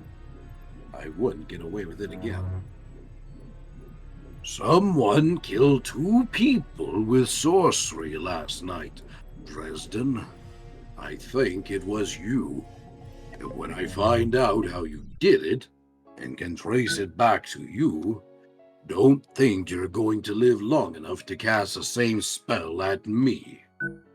Morgan wiped at the blood with one big fist. It was my turn to blink. I tried to shift mental gears to keep up with the change in subject. Morgan thought I was the killer. Since Morgan didn't do too much of his own thinking, that meant that the White Council thought I was the killer. Holy shit. Of course it made sense from Morgan's narrow and single-minded point of view. A wizard had killed someone. I was a wizard who had already been convicted of killing another with magic, even if the self-defense clause had kept me from being executed. Cops looked for people who had already committed crimes before they started looking for other culprits. Morgan was just another kind of cop as far as I was concerned. And as far as he was concerned, I was just one more dangerous con. You're not serious, I told him. You think I did it? He sneered at me. His voice was contemptuous, confident, and seething with absolute conviction. Don't try to hide it, Dresden. I'm sure you think you're clever enough to come up with something Innovative that we hidebound old men won't be able to trace. But you're wrong. We'll determine how you did it, and we'll follow it back to you. And when we do, I'll be there to make sure you never hurt anyone again. Knock yourself out, I told him. It was hard, really hard to keep my voice as blithe as I wanted it to sound. I didn't do it, but I'm helping the police find the man who did. The police? Morgan asked. He narrowed his eyes, as though gauging my expression. As if they could have any authority on this matter. They won't do you any good. Even if you do set someone up to take the fall for you under mortal law, the White Council will still see that justice is done. His eyes glittered, fanatic bright underneath the stars. Whatever, look, if you find something out about the killer, anything that could help the cops out, would you give me a call? Morgan looked at me with profound distaste. You asked me to warn you when we are closing in on you, Dresden? You are young, but I never thought you stupid. I bit back the obvious comment that led to mind. Morgan was on the edge of outrage already.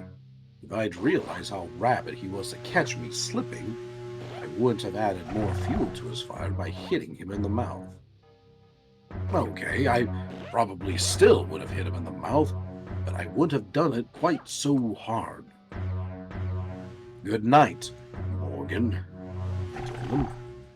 I started to walk away again before I could let my mouth get me into more trouble. He moved faster than I would have given a man his age credit for. His fist went across my jaw at approximately 1,000,000 miles an hour, and I spun down to the dirt like a string-cut puppet.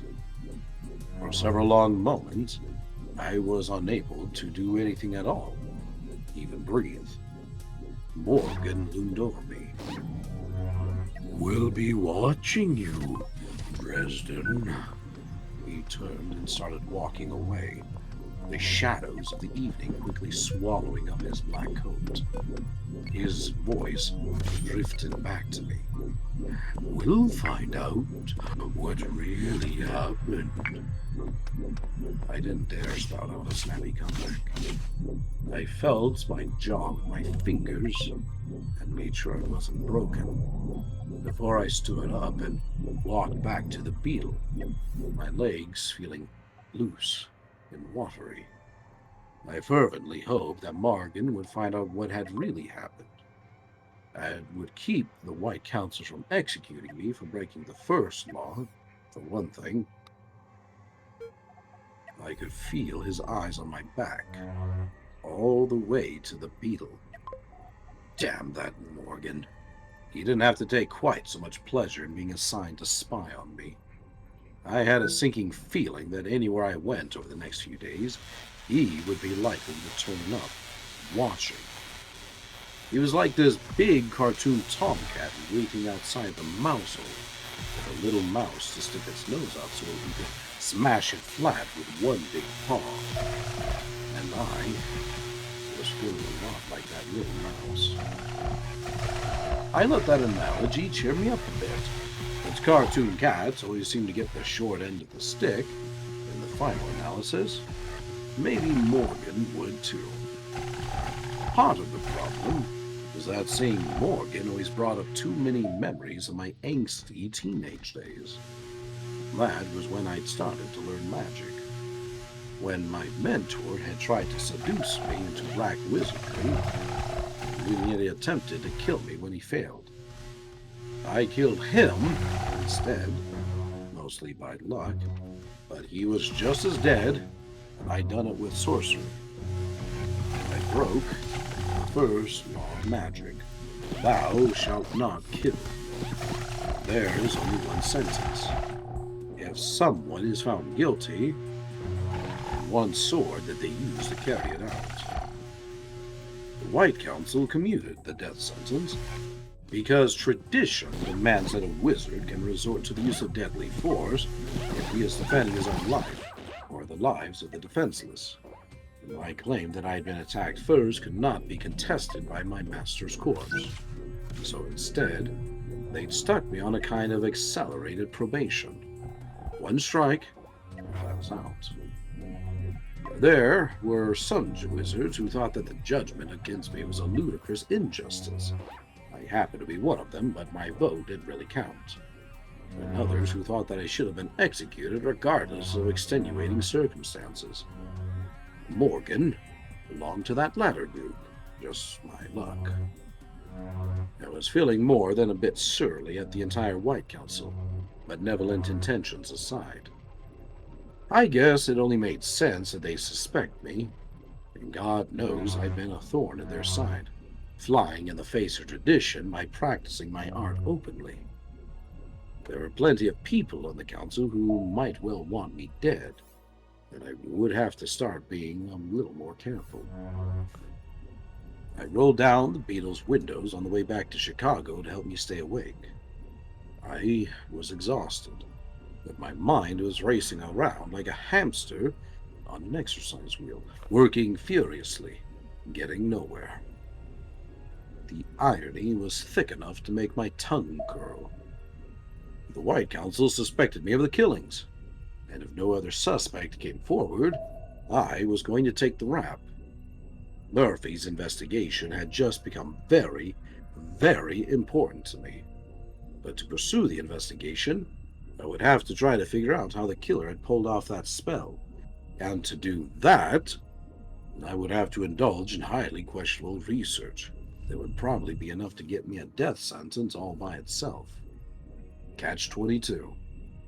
If I had any respect at all for Morgan's intelligence, I would have suspected him of pulling off the killings himself and setting me up to take the blame. But that just didn't track. Morgan might twist and bend the rules to get what he saw as justice, but he never blatantly violated them. But if not Morgan, then who could have done it? There just weren't all that many people who could get enough power into that kind of spell to make it work, unless there was some flaw in the quasi-physics that governed magic that lets hearts explode more easily than other things, and I wouldn't know that until I had pursued the forbidden research. Bianca would have more information on who might have done it. She had to. I had already planned on talking to the vampiress, but Morgan's visit had made it a necessity, rather than merely a priority. Murphy was not going to be thrilled that I was thrusting myself into her side of this investigation, and better, because White Council business was all hush-hush to non-wizards, I wouldn't be able to explain it to her why I was doing it. Further joy. You know, sometimes I think someone up there really hates me. That is the end of Chapter 7. Short chapter. It was a reasonably short chapter.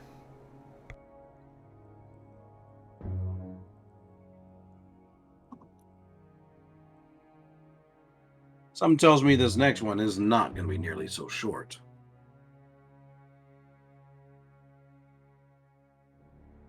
Probably not.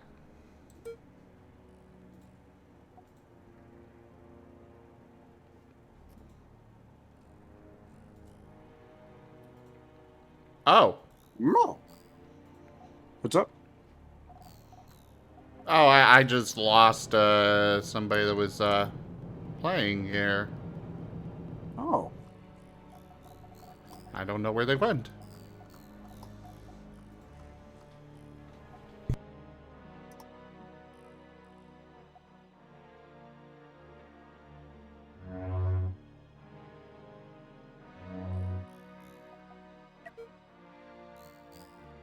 Rip connection? You're back to freaking 22.6 points again? Well, you better spend it on something then, Lexi.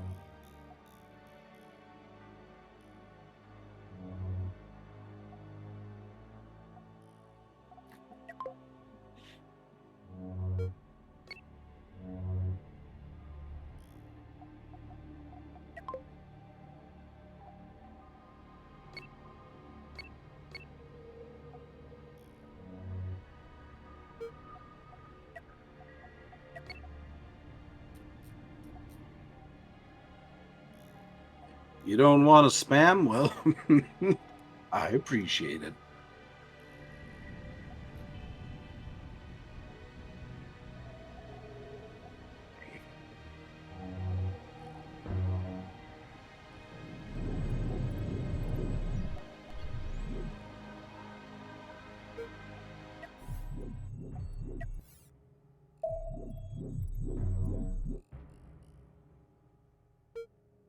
Oh, they are going to need another... Oh, boy. Okay. You get one crew. And so do you.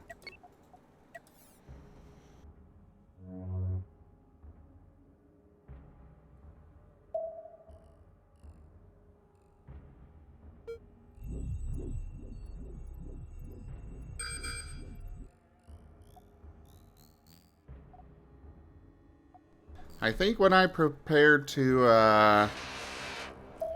go to the next sector, I may leave my haywire ships behind.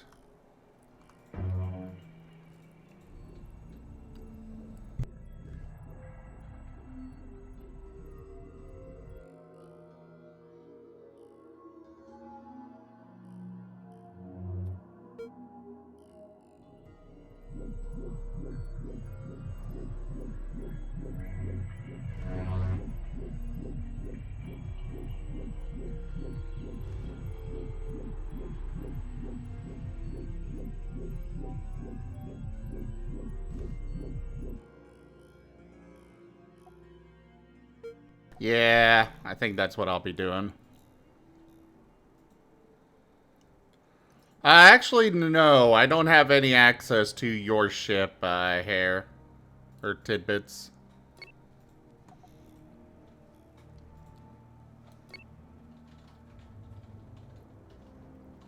Welcome back, Slitherite.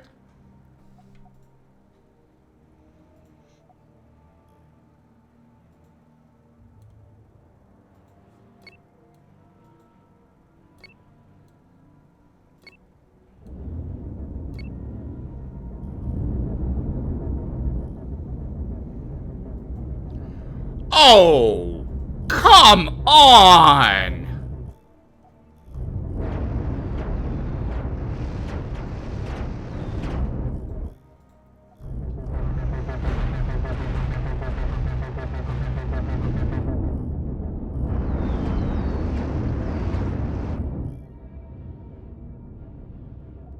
Oh, I'm just gonna be facing another one of those pirate bases that I struggled with so much.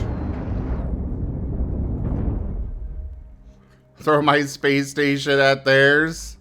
Oh, sure thing, Lexi. I hope you have a good rest so you can recover your energy. Have a good rest.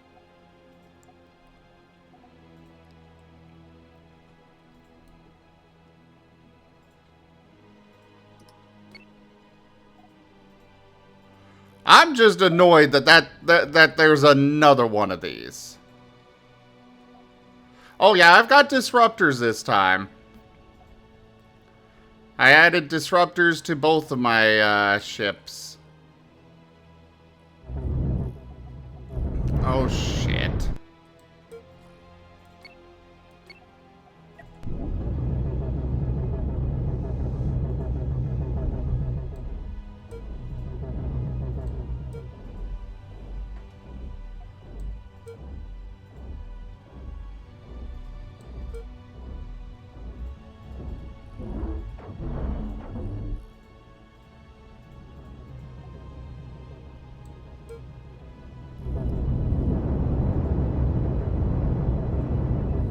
Oh, crap.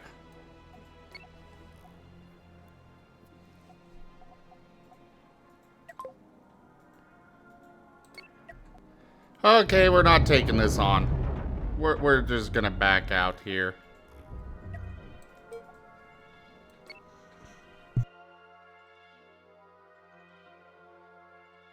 Grab an asteroid and set it on a collision course?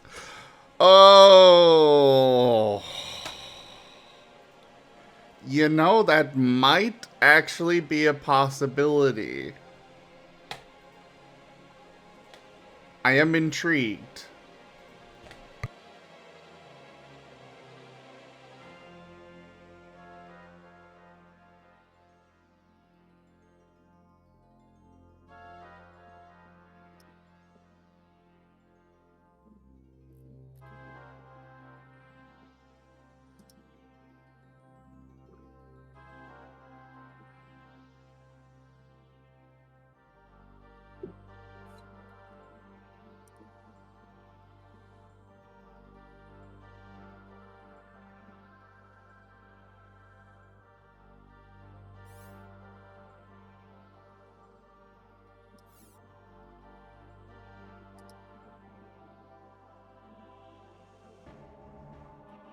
Oh, okay, Tarn. Burning Sun. Well, yeah, I guess that won't be a possibility. But...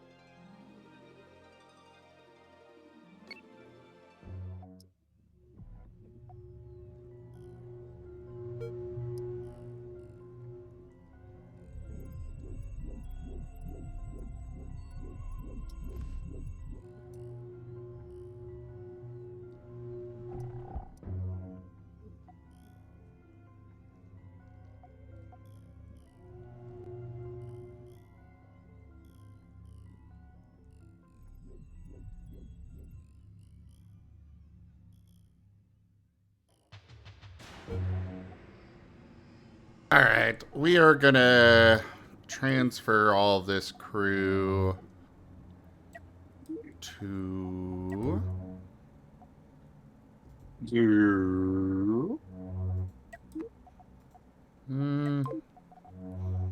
We'll send them all that way.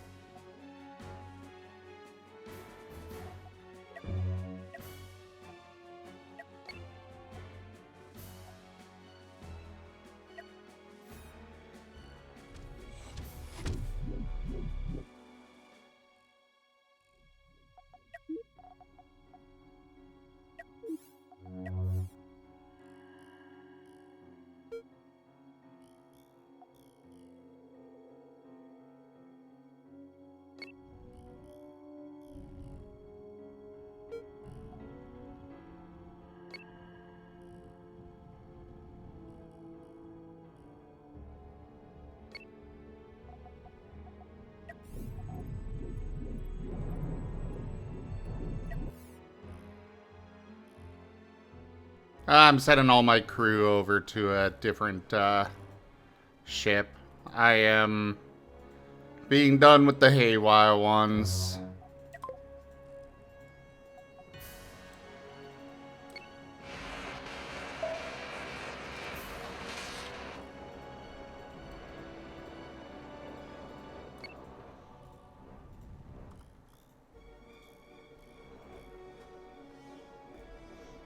Fetch!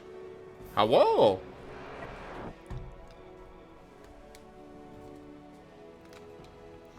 Time for the Stream Raiders.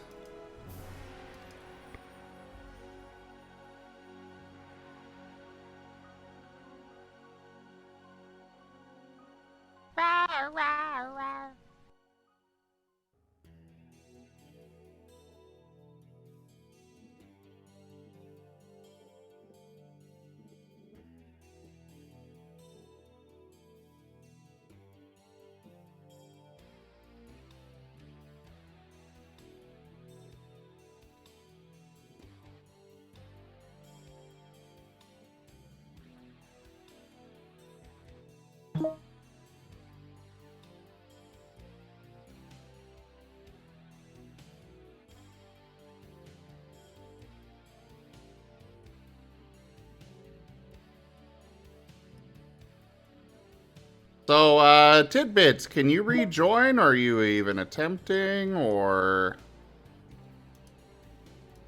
do we need to go back to the main screen?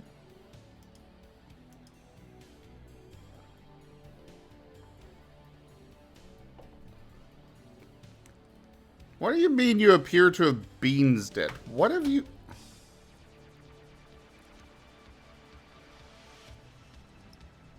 I'm gonna take that as a no.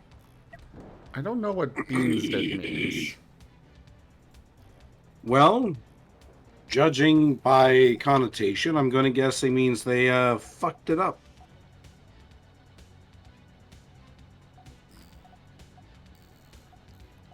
Oh, I think their ship got destroyed.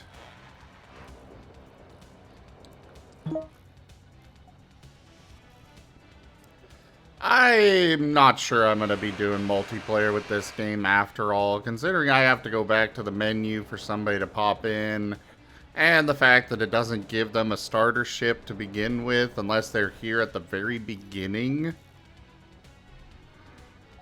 I want to do multiplayer, but it's like... it requires way too much coordination. Yeah, Burnin' Sun, if you pop in, I would have to go get you a new ship to take. Yeah, we would need to have had all 4 slots filled when I started this playthrough. Yeah, it's still an early access game. But as of right now, the game is definitely, yeah, half-baked is a good way to put it. Hand you the space station with no engines? No, I am not going to do that to Burnin' Sun.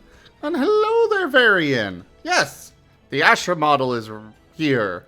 It's not done, still work in progress, but it's here.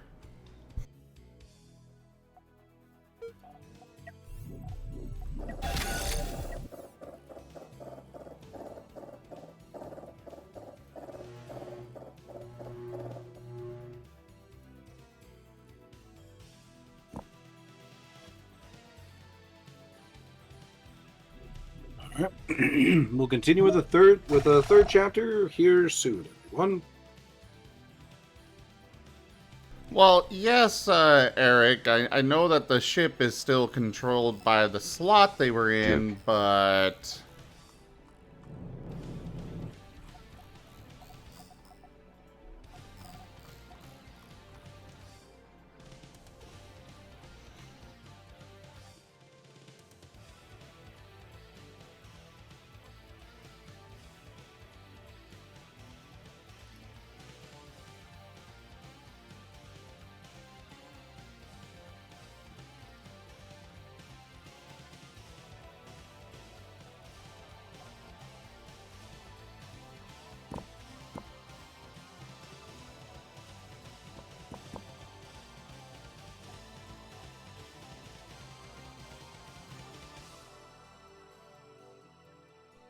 I mean, I don't know if you can switch over to Hare's slot or not, but I don't really want to try and grab another ship and sacrifice valuable crew members. I'm sorry, Robert, but crew members are at a premium.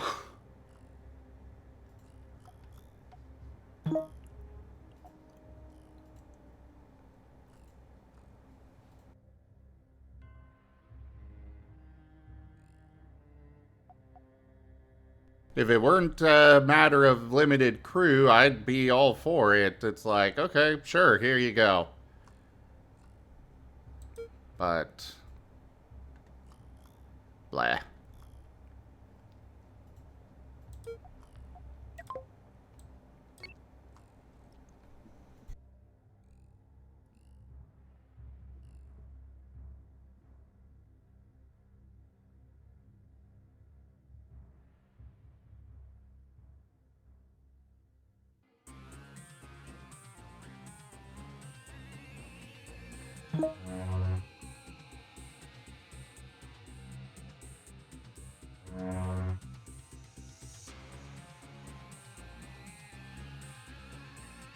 Hi, Pixel.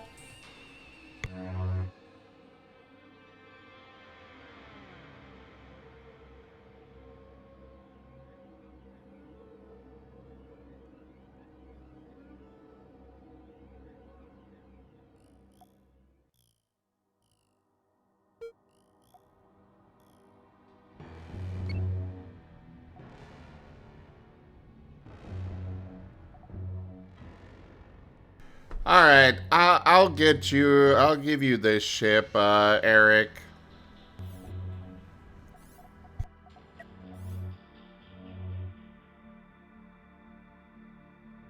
Burden, I'll go ahead and open it, go back to the main menu so you can come jump in. Joke.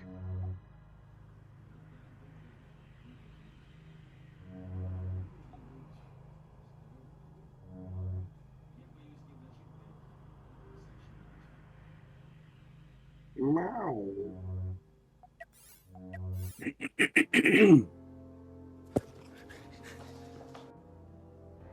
Alright, come on in, burn in, get into slot 3. Password is Marten.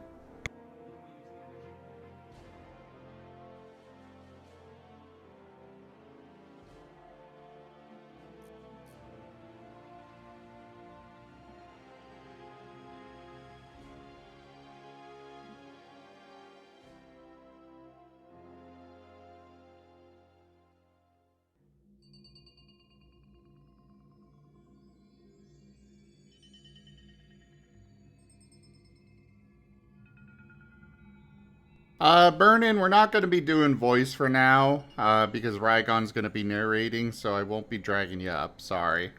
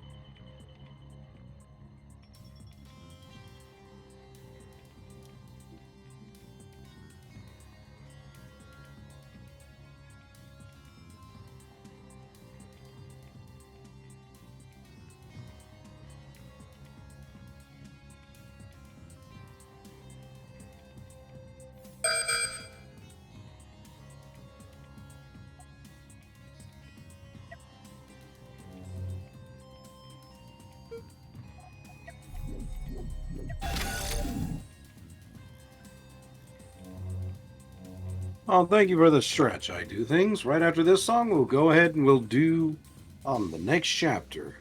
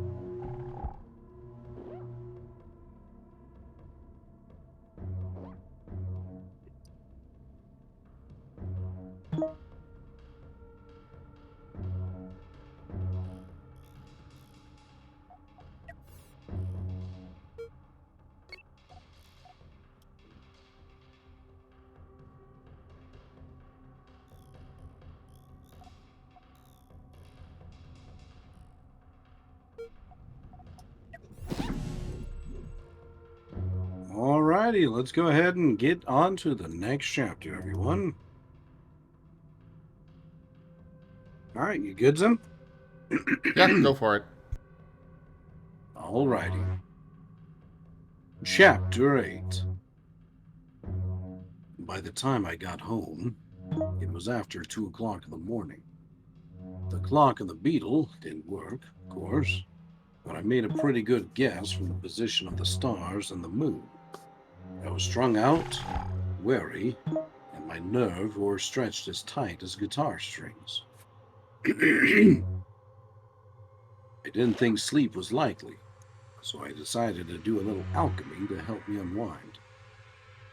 I've often wished that I had some suave and socially acceptable hobby that I could fall back on in times like this. You know, play the violin, or was it the viola, like Sherlock Holmes, or maybe twiddle away on the pipe organ like the Disney version of Captain Nemo. But I don't. I'm sort of the arcane equivalent of a classic computer geek. I do magic in one form or another, and that's pretty much it. I really need to get a life one of these days. I live in a basement apartment beneath a big, roomy old house that has been divided up into lots of different apartments. The basement and the sub-basement below it are both mine, which is sort of neat. I'm the only tenant living on 2 floors, and my rent is cheaper than that of all the people who have the whole windows. The house is full of creaks and sighs and settling boards, and time of lives have worn their impressions into the wood and the brick. I can hear all the sounds, all the character of the place, above and around me all through the night. It's an old place, but it sings in the darkness, and is, in its own quirky little way, alive. It's home. Mister was waiting for me at the bottom of the stairs that led down to the apartment's front door. Mister is an enormous gray cat. I mean, enormous. There are dogs smaller than Mister. He weighs in at just over 30 pounds, and there isn't an undue amount of fat on his frame. I think maybe his father was a wildcat, or a lynx or something.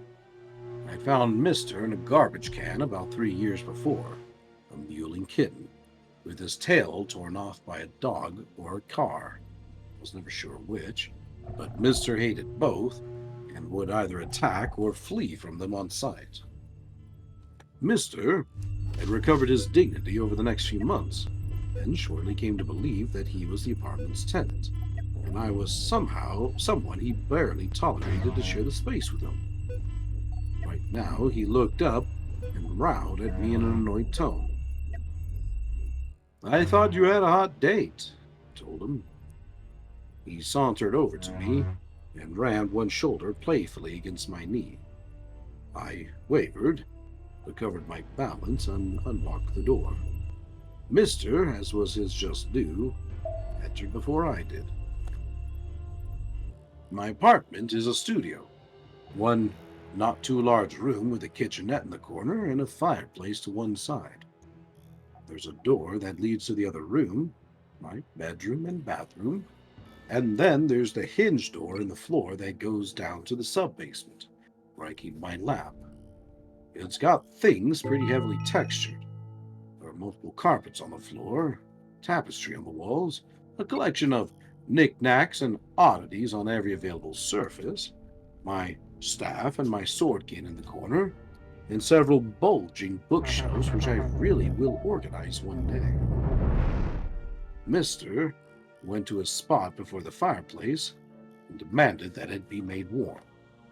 So I obliged him with a fire and lit a lamp as well.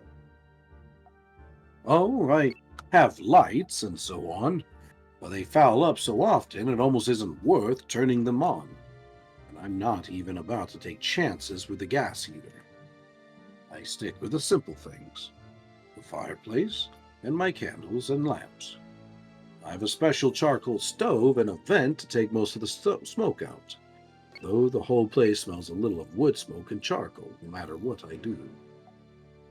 I took off my duster and got out my heavy flannel robe before I went down into the lab. That's why wizards wear robes, I swear to you. It's just too damn cold in the lab to go without one. I clambered down the ladder to the lab, carrying my candle with me, and lit a few lamps, a pair of burners, and a kerosene heater in the corner. The lights came up and revealed a long table in the center of the room. Other tables against the 3 of the walls around it, and a clear space at one end of the room where a brass circle had been laid out on the floor, fastened into the cement with U-shaped bolts. Shelves over the tables were crowded with empty cages, boxes, Tupperware, jars, cans, containers of all descriptions, a pair of unusual antlers, a couple of fur belts, several musty old books, a long roll of notebooks with my own cramped writing, and a bleached, white human skull. "Bob," I said. I started clearing space off the center table, dumping boxes and grocery sacks and plastic tubs over the brass circle on the floor. I needed room to work. "Bob, wake up!" There was a moment of silence while I started getting some things down from the shelves. "Bob," I said louder. "Come on, lazy bones." A pair of lights came up in the empty sockets of the skull, oranges, flickering like candle flames. It isn't enough, the skull said, that I have to wake up. I have to wake up to bad puns. What is it about you that you have to make the bad puns? "Quit whining," I told him cheerfully. "We've got work to do." Bob, the skull, grumbled something in Old French, I think, though I got lost when he got to the anatomical improbabilities of bullfrogs. He yawned, and his bony teeth rattled when his mouth clicked close again. Bob wasn't really a human skull. He was a spirit of air, sort of like a fairy, but different.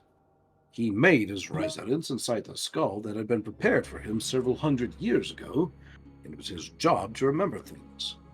For obvious reasons, I can't use a computer to store information and keep track of the slowly changing laws of quasi-physics.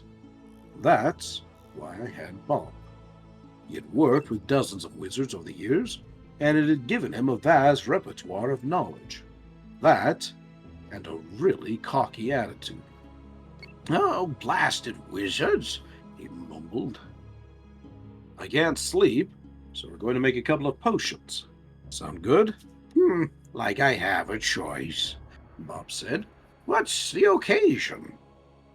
I brought Bob up to speed on what had happened that day. He whistled, no easy trick without lips, and said, Sounds sticky." "Pretty sticky," I agreed. "Tell you what," he said. "Let me out for a ride, and I'll tell you how to get out of it." That made me wary. "Bob, I let you out once, remember?" He nodded dreamily, scraping bone on wood. "Ah, the sorority house. I remember." I snorted and started some water to boiling over one of the burners. "You're supposed to be a spirit of intellect. I don't understand why you're obsessed with sex." Bob's voice got defensive. "That's an academic interest, Harry." "Yeah? Well, maybe I don't think it's fair to let your academia go peeping in other people's houses." "Wait a minute. My academia doesn't just peep." I held up a hand. "Save it. I don't want to hear it." He grunted. "You're trivializing what getting out for a bit means to me, Harry. You're insulting my masculinity." "Bob," I said, "you're a skull. You don't have any masculinity to insult." "Oh, yeah?" Bob challenged me. "Pot kettle black, Harry. Have you gotten a date yet, huh? Most men have something better to do in the middle of the night than play with their chemistry sets." "As a matter of fact," I told him, "I'm set up for Saturday night." Bob's eyes fluttered from orange to red. He leered. "Is she pretty?" "Dark skin," I said. "Dark hair, dark eyes, legs to die for. Smart, sexy as hell." Bob chortled. "Think she'd like to see the lap?" "Get your mind out of the gutter." "No, seriously," Bob said. If she's so great, what's she doing with you? You aren't exactly Sir Gawain, you know. It was my turn to get offensive. She likes me, I said. Is that such a shock? Henry, Bob drawled, his eyelights flickering smugly. What you know about women, I could chuckle. I stared at Bob for a moment, and realized with a somewhat sinking feeling that the skull was probably right. Not that I would admit it to him, not in a million years, but he was. We're going to make an escape potion, I told him. I don't want to be all night, so can we get to work, huh? I can only remember about half the recipe. There's always room to make two if you're making one, Harry. You know that. That much was true. The process of mixing up an alchemical potion is largely stirring, simmering, and waiting. You can always get another one going and alternate between them. Sometimes you can even do 3, though that's pushing it. Okay, so we'll make a copy. Oh, come on, Bob shied at me. That's dull. You should stretch yourself. Try something new. Like what? Bob's eyes sockets twinkled cheerfully. A love potion, Harry. If you won't let me out, at least let me do that. Spirits know you could use it, and... No, he said firmly. No way, no love potion. Fine, said. No love potion. No escape potion either. Bob, he said warningly. Bob's eyelights winked out. I growled. I was tired and cranky, and under the best of circumstances, I'm not exactly a type A personality. I stalked over, picked up Bob by the jaws, and shook him. Hey, I shouted, Bob, you come out of there, I'm going to take this skull and throw it down the deepest well I can find. I swear to you, I'll put you somewhere where no one can ever let you out ever again. Bob's eyes winked on for a moment. No, you won't. I'm far too valuable. Then they winked out again. I gritted my teeth and tried not to smash the skull into little pieces on the floor. I took deep breaths, summoning years of wizardly training and control to not throw a tantrum and break the nice spirit to little pieces. Instead, I put the skull back on the shelf and counted slowly to 30. Could I make the potion by myself? Probably could, but I had the sinking feeling that it might not have precisely the effect I wanted. Potions were a tricky business, and a lot more relied upon precise details than upon intent, like in spells. And just because I made a love potion didn't mean I had to use it, right? It would only be good for a couple of days in any case. Surely not through the weekend. How much trouble could it cause? I struggled to rationalize the action. It would appease Bob and give some kind of vicarious thrill. Love potions were about the cheapest things in the world to make, so it wouldn't cost me too much, and thought, if Susan should ask me for some kind of demonstration of magic, as she always did, I could always... No, that would be too much. That would be like admitting I couldn't get a woman to like me on my own, and it would be unfair, taking advantage of me. What I wanted was the escape potion. If I needed it at Bianca's place, I could always use it.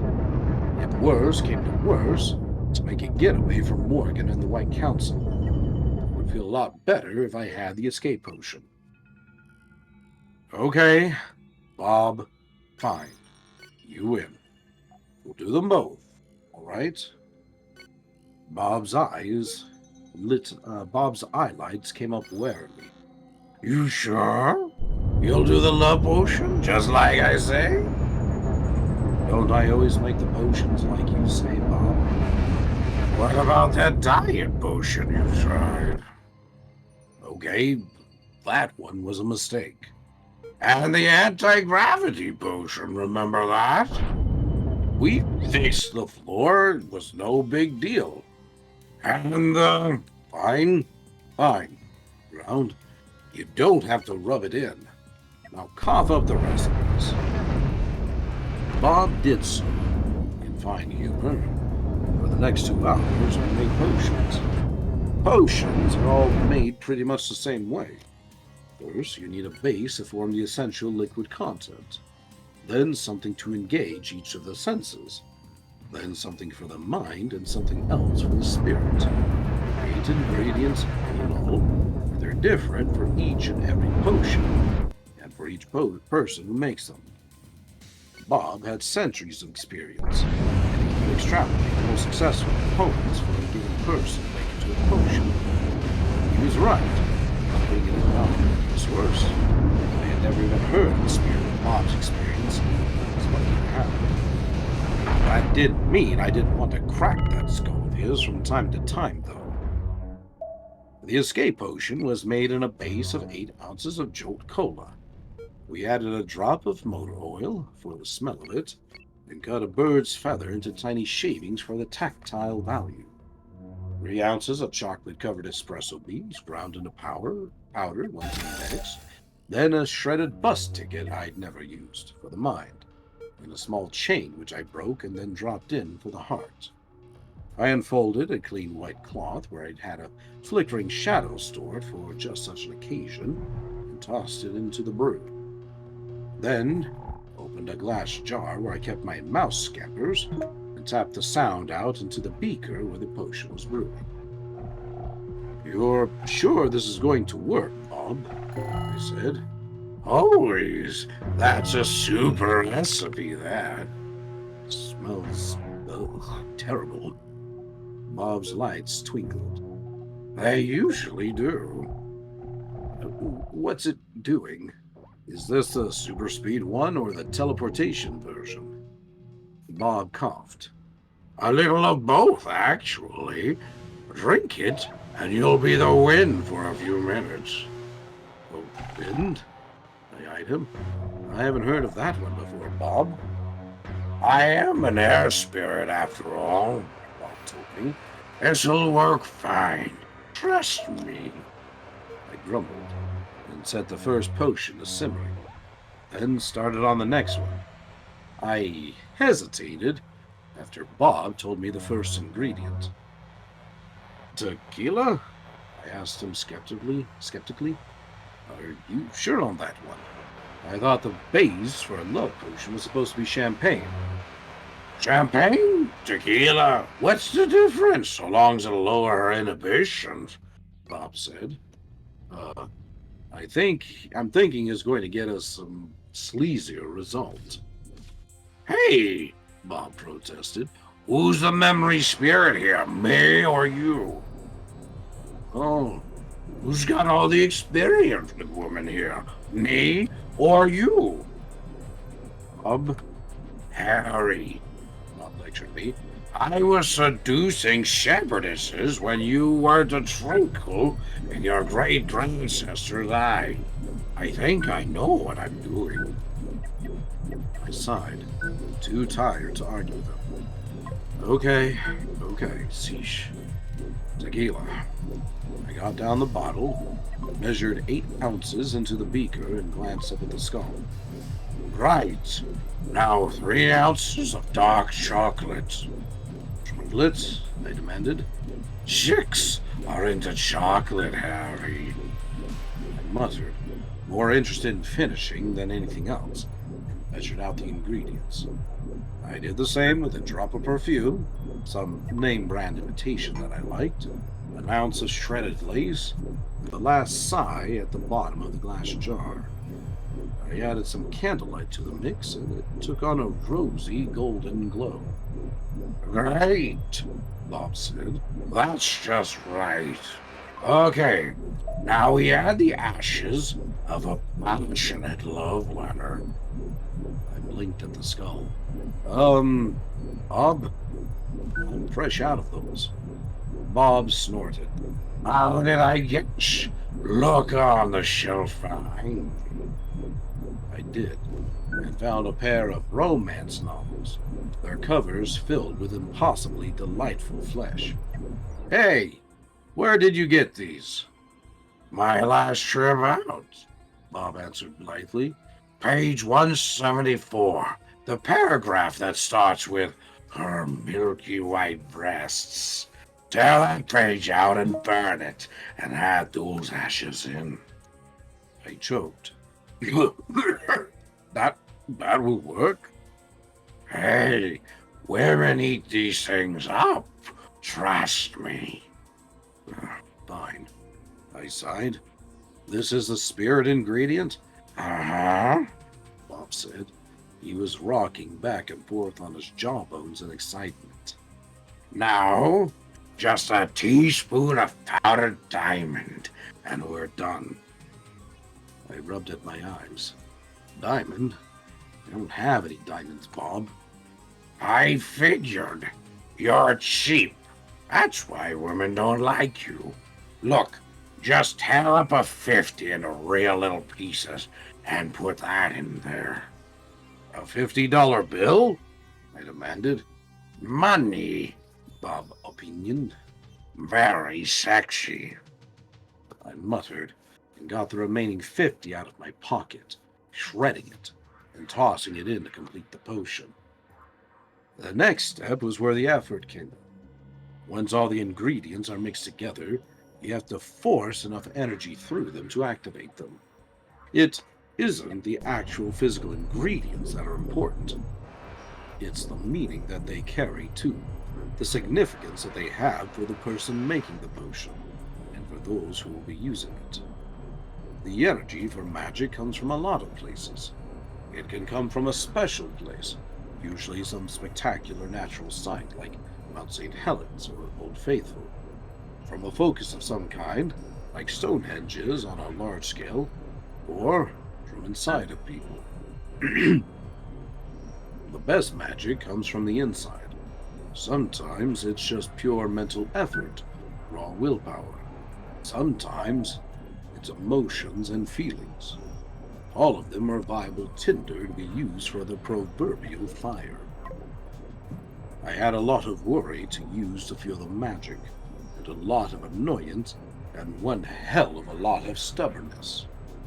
I murmured the requisite quasi-Latin litany of the potions, over and over, feeling a kind of resistance building, just out of the range of the physical senses, but there, nonetheless.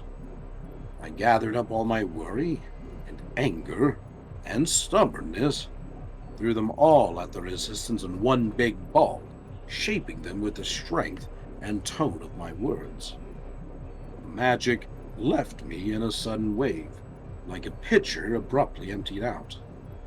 I love this part, Bob said, just as both potions exploded into puffs of greenish smoke and began to froth up over the lips of the beakers. I sagged onto a stool and waited for the potions to fizz down. All the strength gone out of me, the weariness building up like a load of bricks on my shoulders. Once the frothing had settled, I leaned over and poured each potion into its own individual sports bottle with a squeeze thumb, then labeled the containers with a permanent magic marker, very clearly. I don't take chances in getting potions mixed up anymore, ever since the invisibility hair tonic incident, when I was trying to grow out a decent beard. You won't regret this, Harry, Bob assured me. That's the best potion I've ever made. I made it, not you, I growled. I really was exhausted now. Way too tired to let petty concerns like possible execution keep me from bed. Sure, Bob agreed. Whatever, Harry. I went around the room, putting out all the fires and the kerosene heater, then climbed the ladder back to the basement without saying goodnight. Bob was chortling happily to himself as I did. I stumbled to my bed and fell into it. Mister always climbs in and goes to sleep draped over my legs. I waited for him, but a few seconds later he showed up, settling down and purring like a miniature outboard motor. I struggled to put together an itinerary for the next couple of days through the haze of exhaustion. Talk to the vampire, locate missing husband, avoid the wrath of the White Council, find the killer before he found me. An unpleasant thought, but I decided that I wasn't going to let that bother me either, and curled up to go to sleep. That is the end of Chapter 8. So, what do you think of Bob? Delightful. He's a delightfully mischievous little thing. He's a fucking horny bastard. That's what he is. Well, I'm glad I gave him a semi good voice for it then.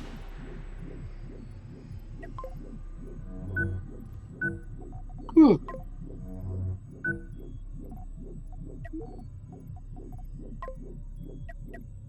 The Rygone is getting eepy. Kind of.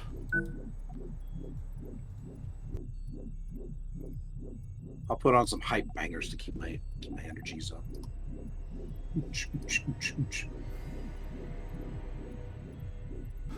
Yeah, Orca, Bob is an absolute pervert. But he's delightful.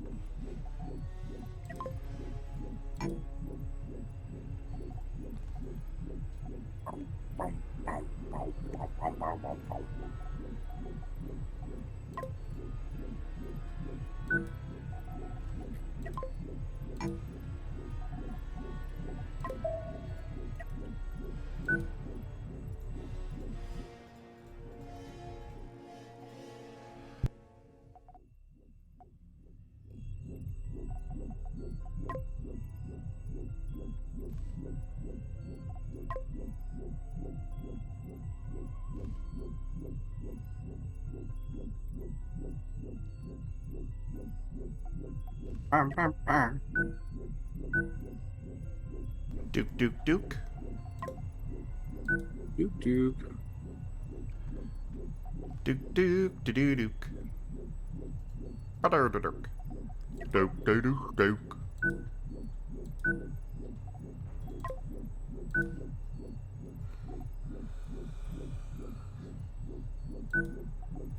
Duke, Duke, Duke, Duke, Duke, Duke, Duke, Duke, Duke.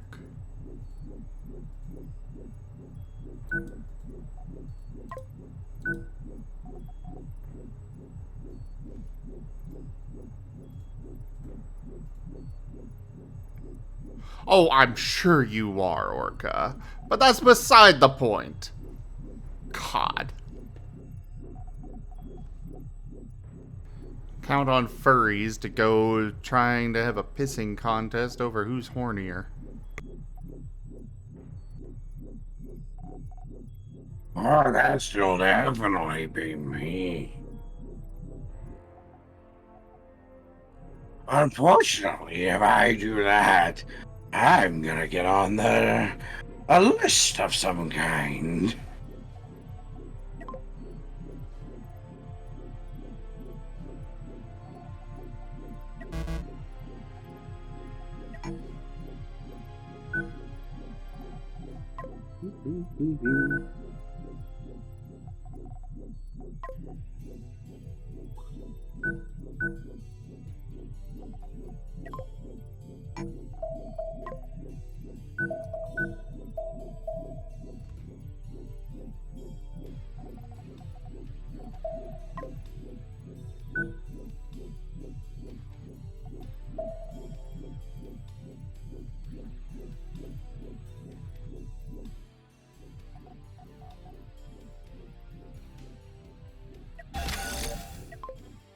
Oh, paradoxical. Oh, you're so late. We just finished up all the reading for tonight. Oh, you're done? You're not doing more? No? Oh. No, I just said no. It means no, I'm not done. That was a joke for Paradoxical. Not for you. Okay.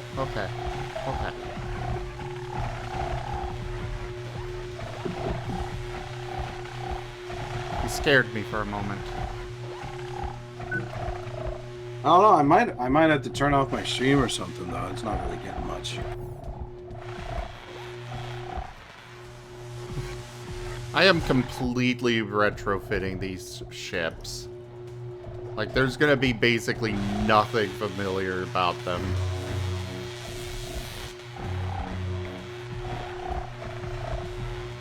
Mama! I do things. Love explosion.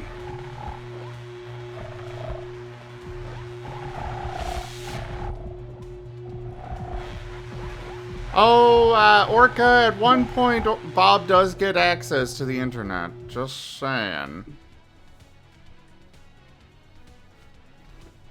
Aw, thank you for the tier 1 sub, Varian.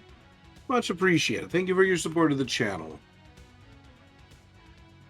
Big ol' meow. Wait, are you making fun of me because I'm an Espion? Wait, what? Bob does what? Fair. What? Never mind. Don't worry about it. Just forget. Internet? You Spoilers? remember nothing.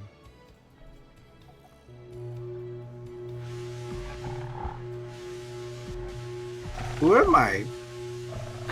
Oh, right. You remember everything except for what I said about Bob. Just a minute ago. Oh, I see.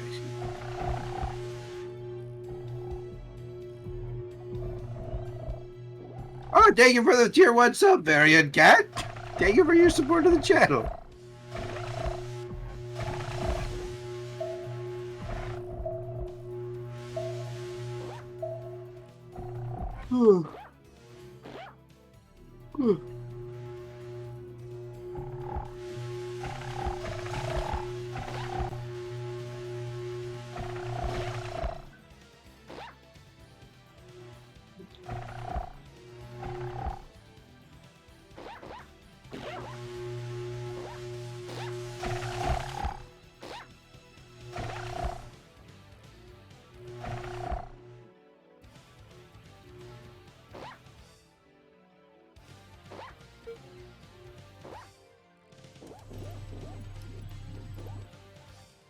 Is this your first time with the Dresden Files? Yes, it is. It was the first time I've read it.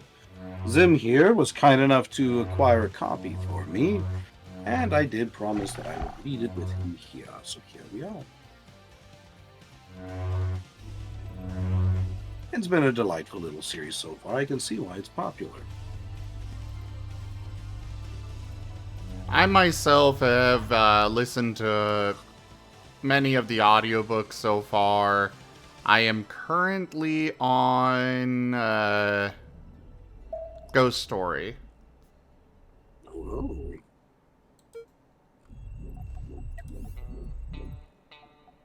I see. Well, what do you think? How am I doing compared to all the audiobooks? You are doing fantabulous. Whoa.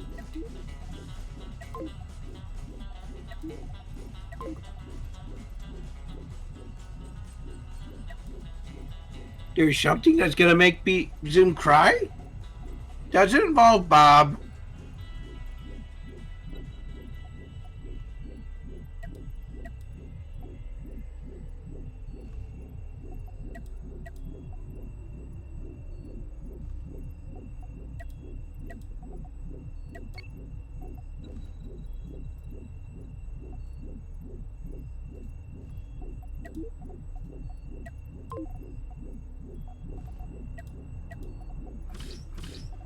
Your crying does not involve Bob?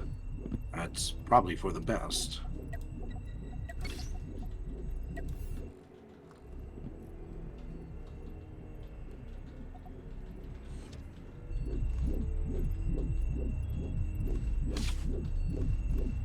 I think this is a pretty decent attack ship. Could probably be a bit more condensed, but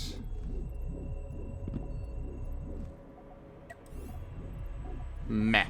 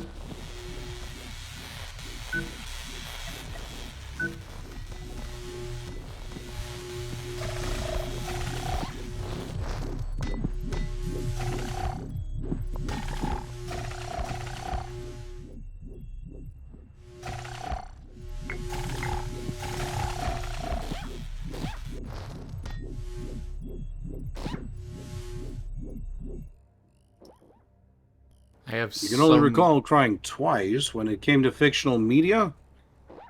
That's too bad. I'd hoped that you would have cried more, Orca. There's many things worth crying about. Go ahead, Zim. I was just gonna say, I have so many resources here to demolish and collect and stuff.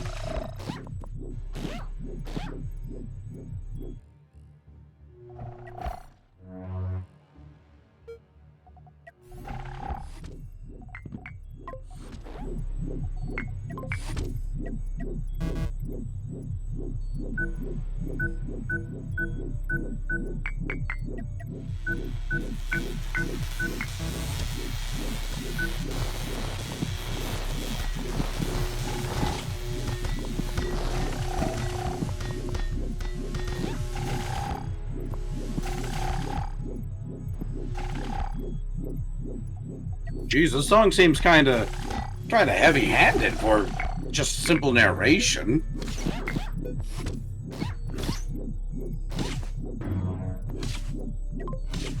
It's like, I've got to go hard in this bitch. I'm like, dude, I'm just reading a book. Come on. Hi, cute kitty.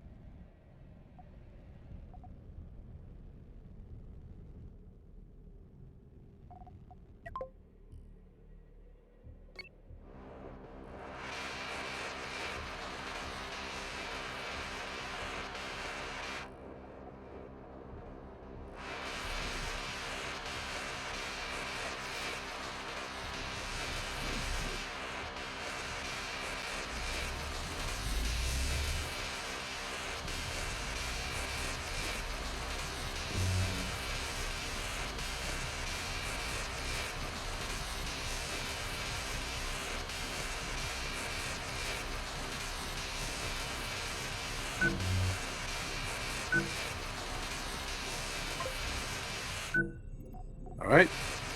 I have just one question for chat. Whether it's my chat or Zim's doesn't matter. Should I, or should I not, go get some pizza rolls?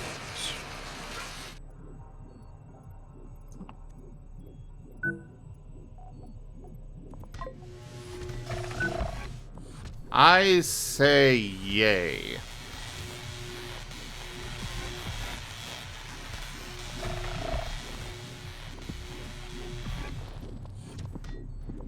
You know. Yippee! Pizza roll should always elicit yippee. If that's what you want, then yes. What I want doesn't matter. I do things. That's why I'm asking you all. So I can be peer pressured into doing what you all suggest.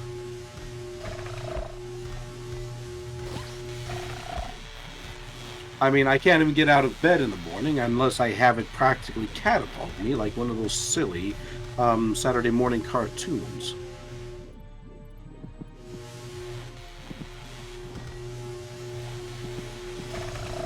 Dino Nuggies are good? They are.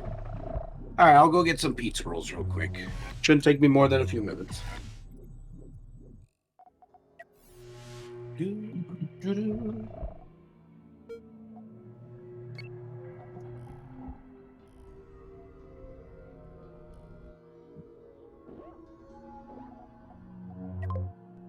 Alright, gather up all these resources. And Boo!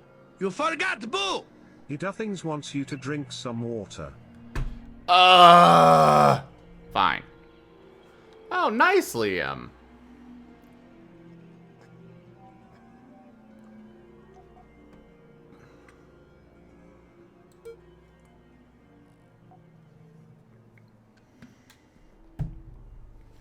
All these people out here making me drink water like I'm supposed to do that or something.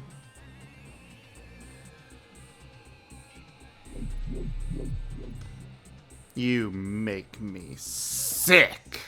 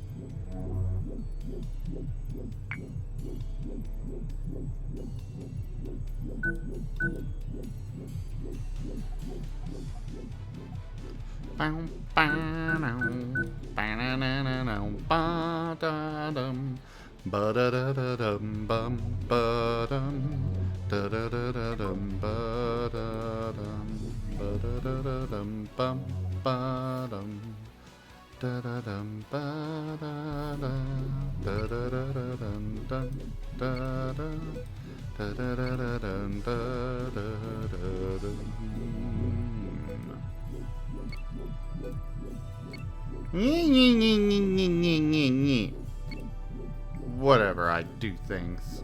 Whatever.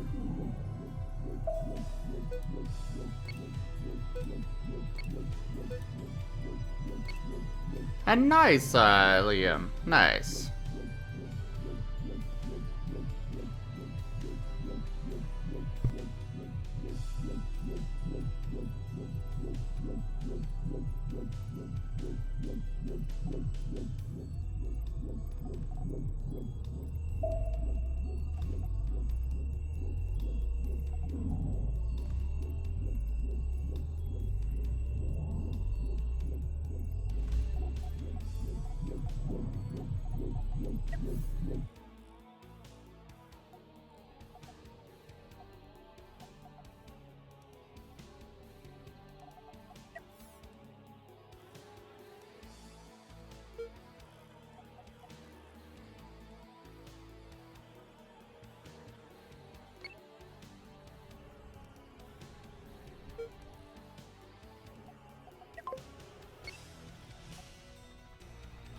I think I want to build a new ship that is literally nothing more than just storage.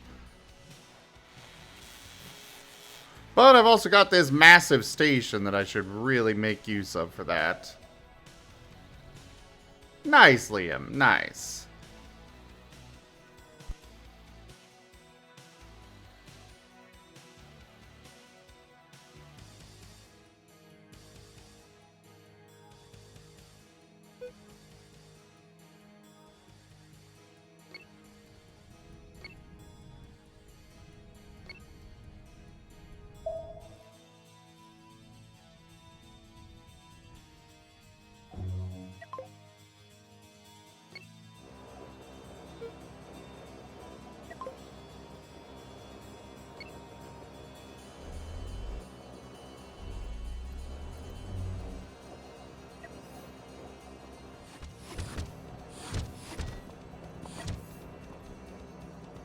And we're just gonna strap some extra storage things on.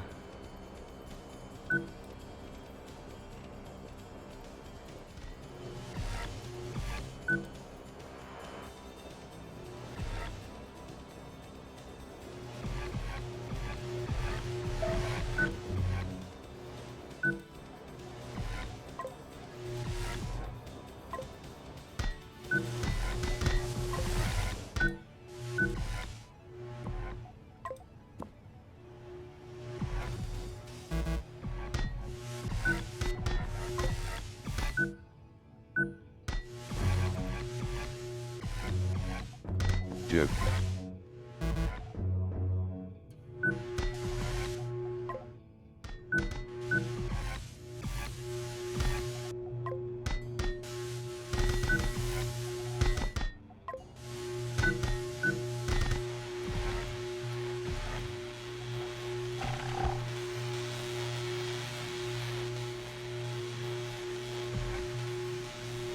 Oh no, you were called a... Well, I guess I called you a cute kitty. But you are a good kitty too, Liam. Sorry, not sorry.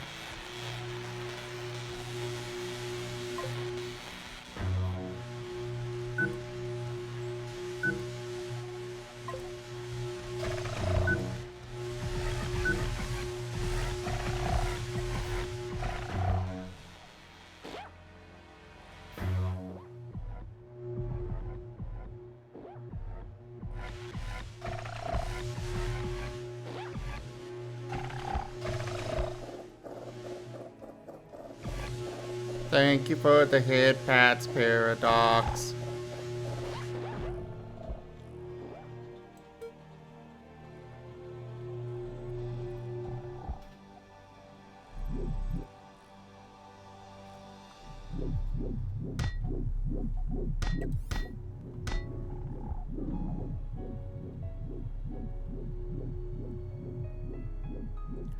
Why are you all putting that stuff in there?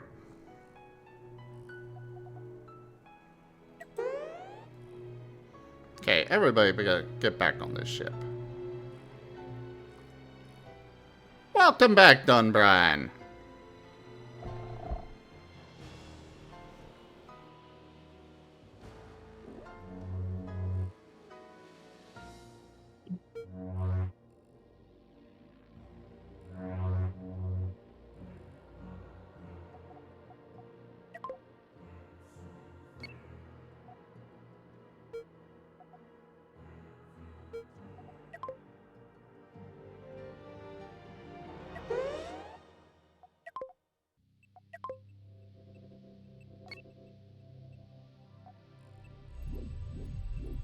Now, are you guys gonna help? Okay, apparently not. They're just gonna sit there and watch. Okay. No, I definitely have... Okay, well, I have a lot of cargo space now. I'm not entirely certain it's gonna be enough, but I definitely have a lot now.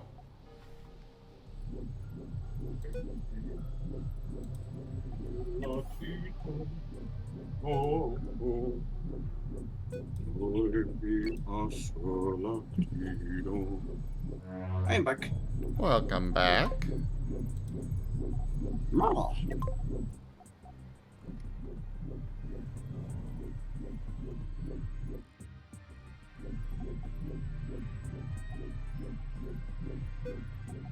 Wow, I come back and everyone immediately tries to throw Pokeballs at me. Wow.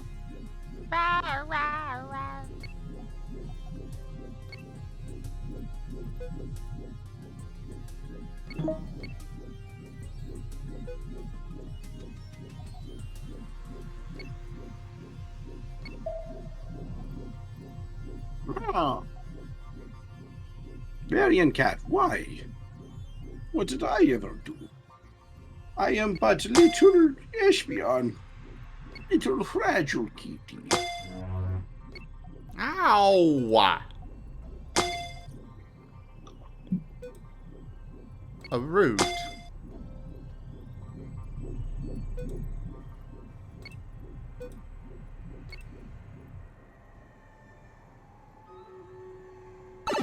Wow, Merle. Okay, wow. I'm here trying to have a good time. Just read a book out for all of you, and then you throw the moon at me. Okay, I see how it is.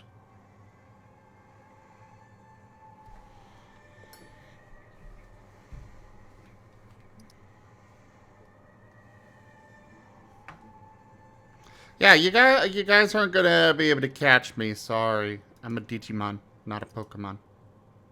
Mahaha! Oh. Yeah, no, you're pretty easy to catch. All we gotta do is just come in and hug you real time.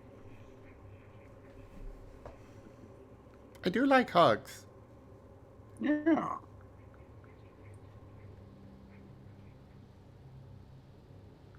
Joke.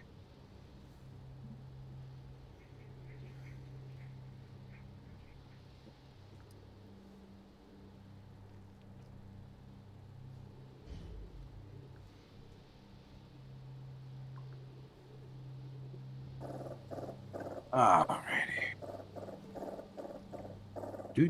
I got some pizza rolls here. Yeah, I saw a picture of the man who invented pizza rolls. Oh no.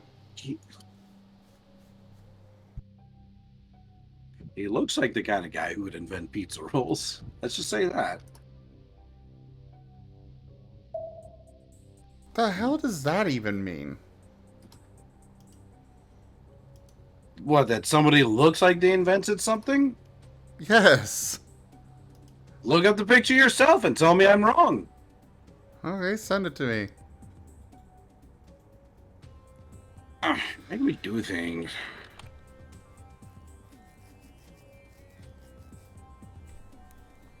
Oh, sure. Find you. Here we go. That guy must be pretty well off? Yeah. You know, until he died, that is. Yeah, I was gonna say, I'm pretty sure he's no longer with us at this time.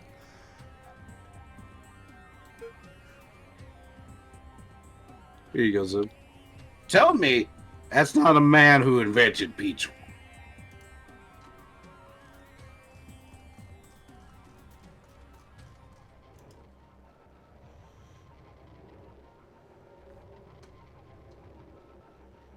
That is not the man that invented pizza rolls. Wow. Okay. Okay, I see how it is. Oh, I gave you what you wanted. Just for that, I'm sending you this image too. Enjoy this.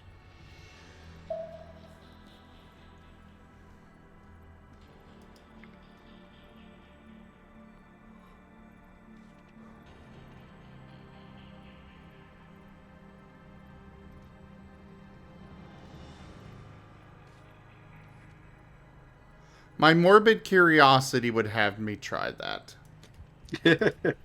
For anyone who doesn't know what I just sent him, I sent him an image of boiled Mountain Dew deviled eggs with Dorito filling. That's how they say Mountain Dew eggs deviled with nacho cheese Doritos. Yeah, there you go.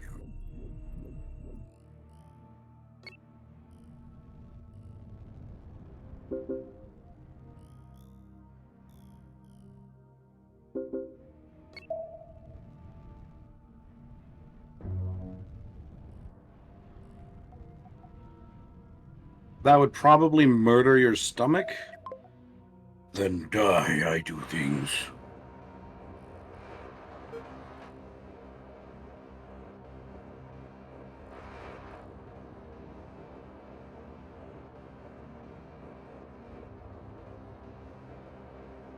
Rygone over here just casually murdering his chat.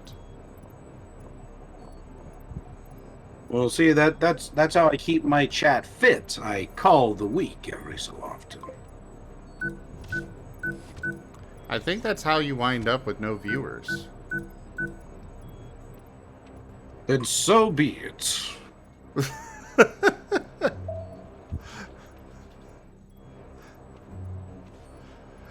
How does that old adage go?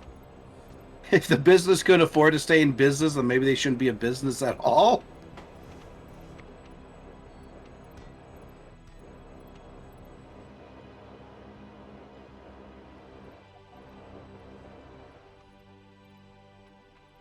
Merle, I don't think I'd enjoy it, but Oh, the one for Tarnheal? Yeah. I get morbid curiosity with some foods. I will give them a try.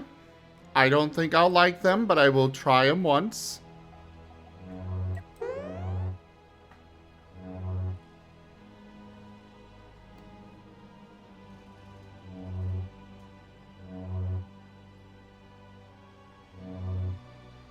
Oh, now you all decide to get to doing that.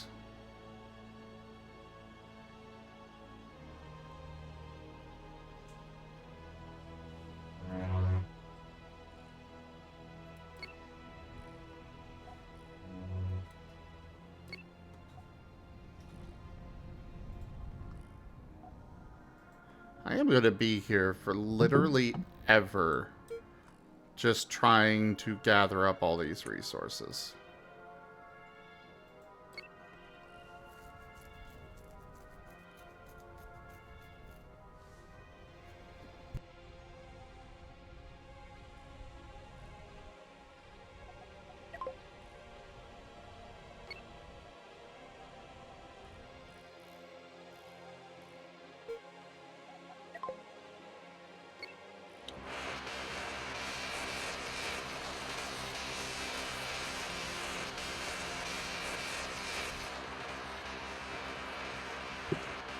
Boy, thing I like most about pizza rolls, when they've been sitting in the freezer for too long and taste like pizza and freezer.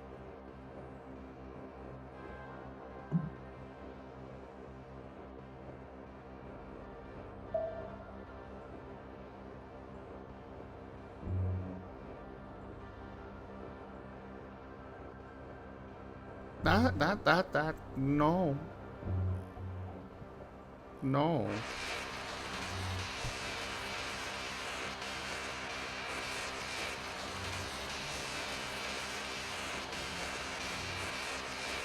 Hot Pockets! Oh, we're not allowed to do any endorsement of products here. We could get sued if you do that.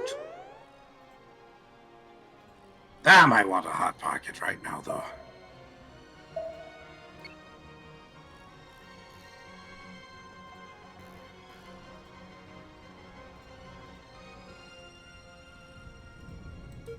Kidding aside, though, I do wonder if anyone, like any streamer or YouTuber, has ever been, like, actually sued for pretending to endorse a product.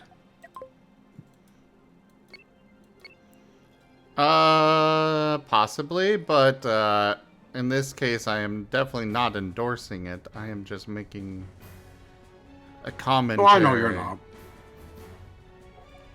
Really? Done, Brian, of all the things to clip.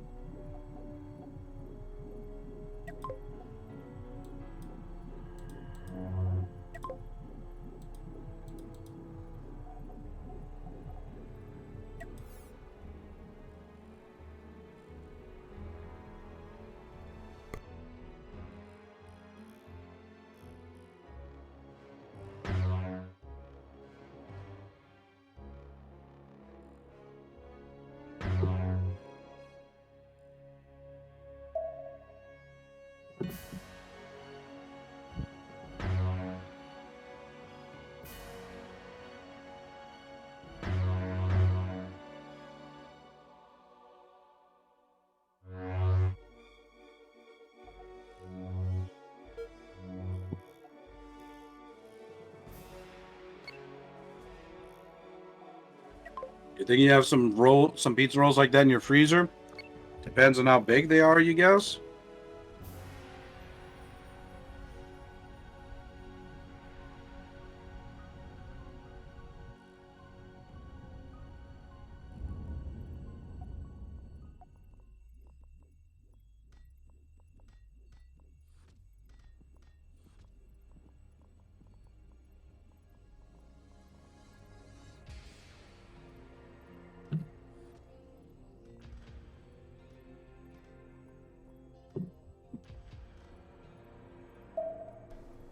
Duke, duke, duke, duke, duke. Da-da-da-duke. Duke, duke, duke, duke.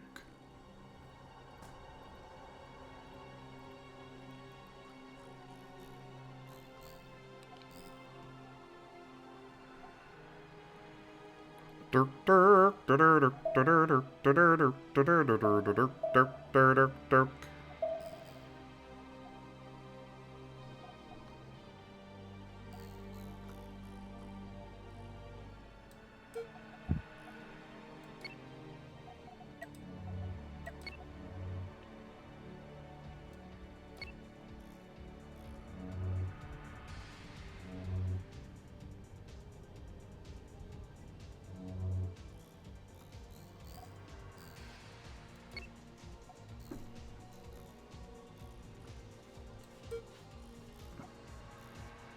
Three more pizza rolls, everyone. 3 more pizza rolls.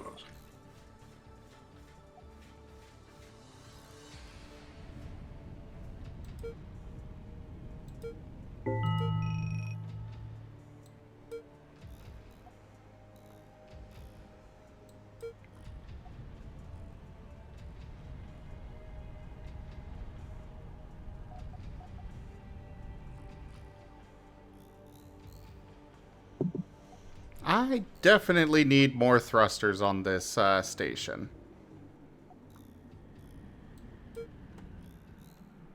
Ew.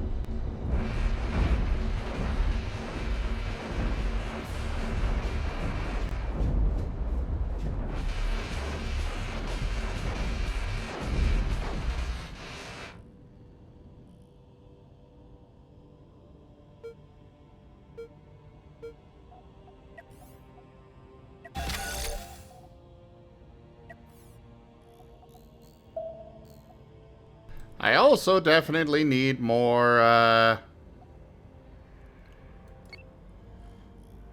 more crew on my main ship here.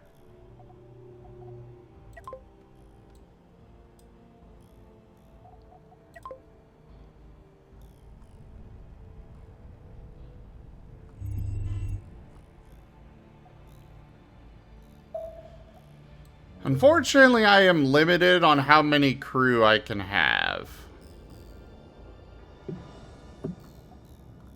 Then you know what it means. You must start these sacrifices. It improves morale and calms the weak.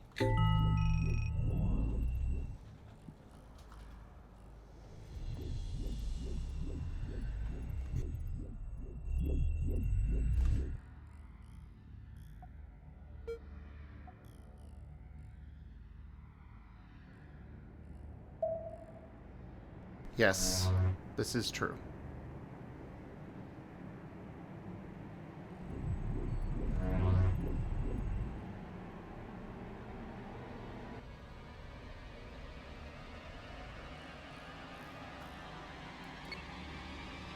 Alright. Pizza votes have been eaten.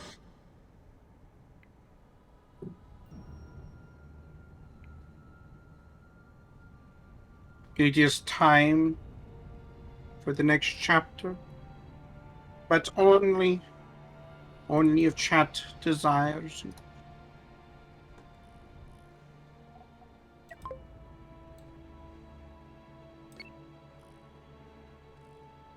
I'm pretty sure chapter desires it. Or chat desires it.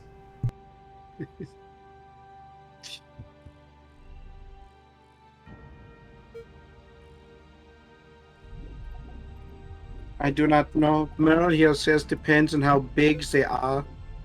They do not want the big chapters. But I think they lie. I think they do like big things. I think they want the big thrusters on your station. Oh my god. Have a good one, Rygone. You'll be hopping off now? Yeah! Okay, I do things. Bye.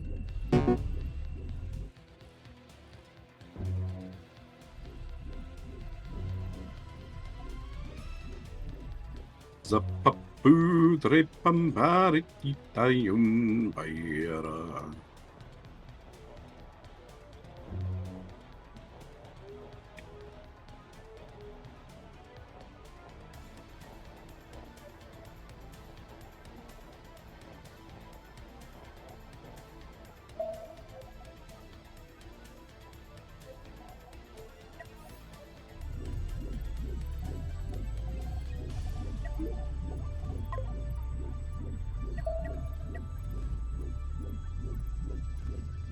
Well, it does not appear that anyone is saying anything. I suppose it is time.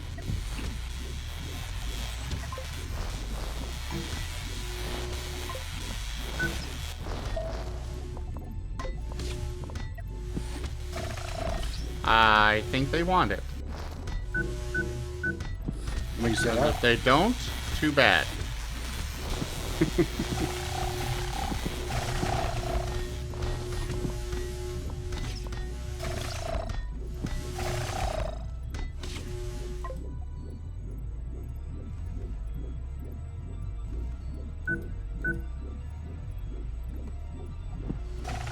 Go for it.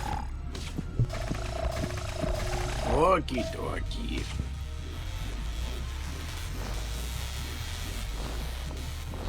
Oh, this is a long chapter. Oh, jeez. Oh, me, oh, my.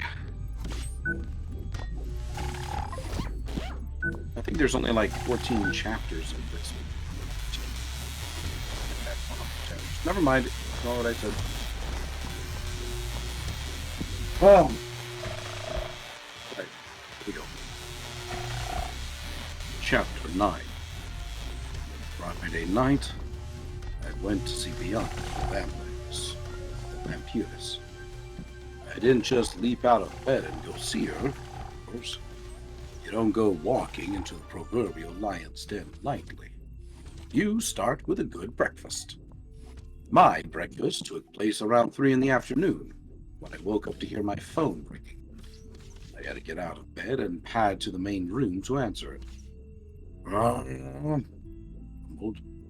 Dresden, Murphy said. What can you tell me?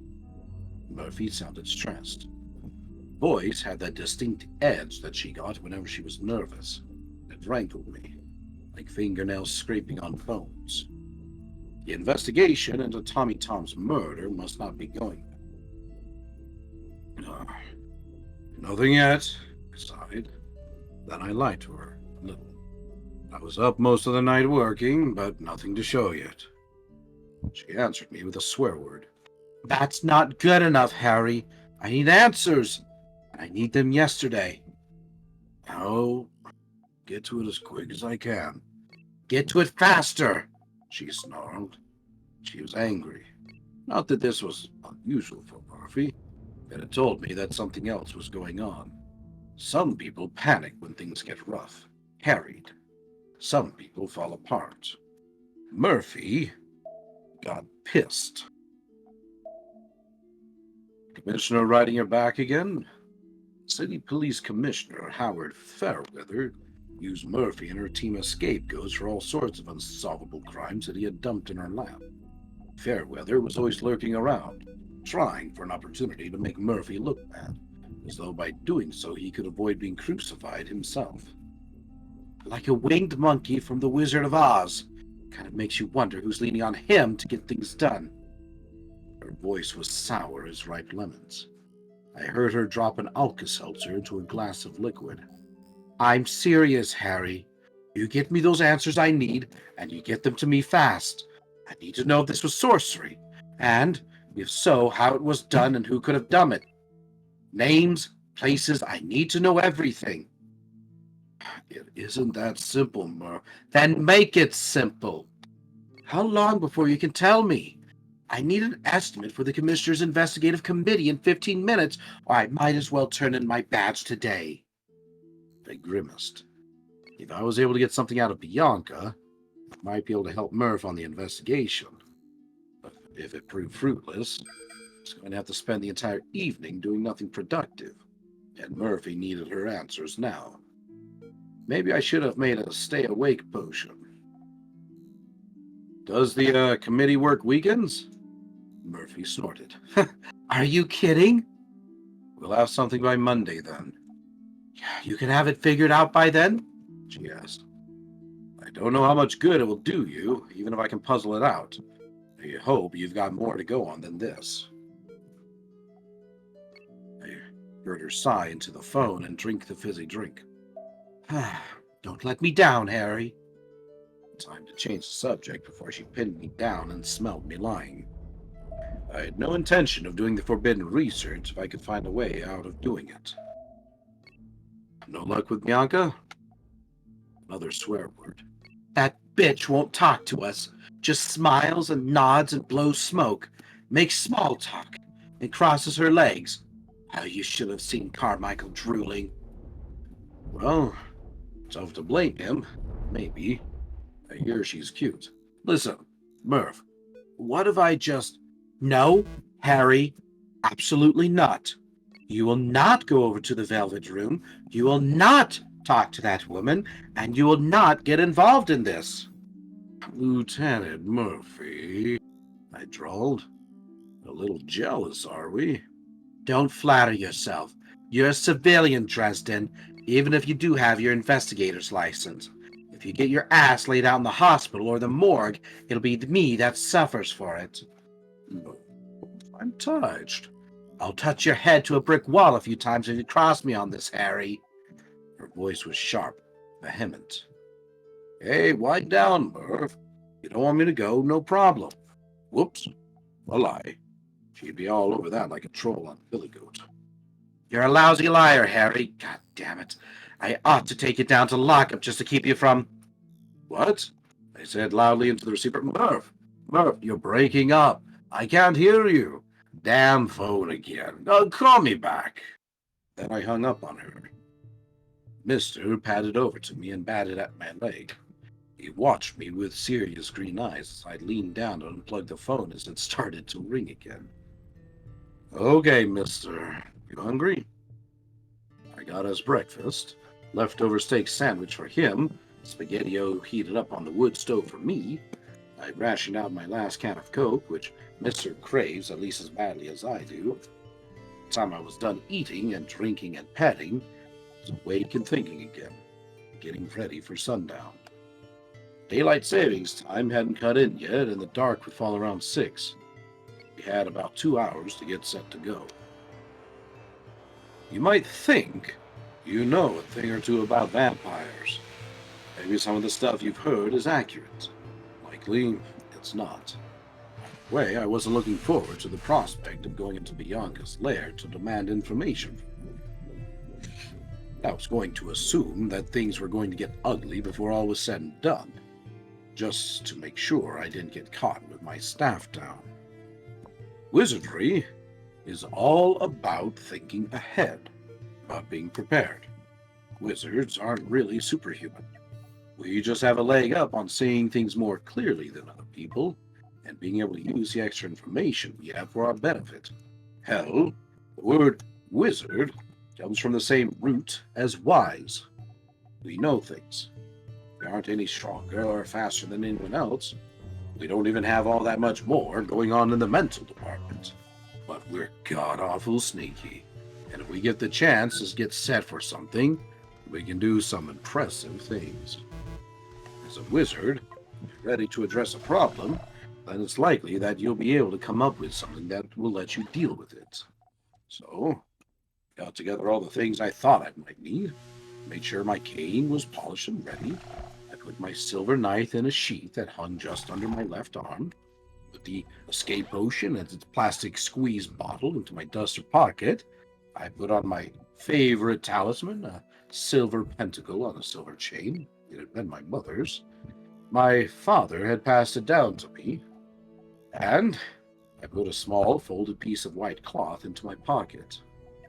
I had several enchanted items around, or half-enchanted items. Anyway, carrying out a full enchantment is expensive and time-consuming, and I just couldn't afford to do it very much. We blue-collar wizards just have to sling a few spells out where we can, and hope they don't go stale at the wrong time. I would have been a lot more comfortable if I had been carrying my blasting rod or my staff, but that would be like showing up at Bianca's door in a tank, walking in carrying a machine gun and a flamethrower, while announcing my intention to fight. I had to maintain a fine balance between going in ready for trouble and going in asking for trouble. Not that I was afraid, mind you. I don't think Bianca would be willing to cause problems for a mortal wizard. Bianca wouldn't want to piss off the White Council by messing with me. On the other hand, I wasn't exactly the White Council's favorite guy. It might even look the other way if Bianca decided to take me quietly out of the picture. Careful, Harry. Myself, don't get entirely paranoid. If you get like that, you'll be building your little apartment into a basement of solitude. What do you think, miss? I asked Mister, once I was decked out in what paraphernalia I was willing to carry. Mister went to the door and batted at it insistently. Everyone's a critic. Fine, fine, I sighed. I let him out. Then I went out, got into my car, and drove down to the Velvet Room in its expensive lakeside location. Bianca runs her business out of an huge old mansion from the early days of the Roaring Twenties.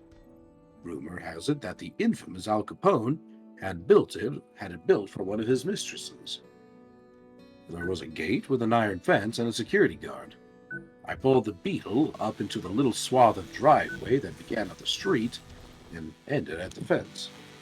There was a hiccoughing rattle from back of the engine as I brought the machine to a halt. I rolled down the window and stuck my head out, peering back. Something went whoomp, and then black smoke poured out of the bottom of the car, scuttled down the slope of the drive and into the street. I winced.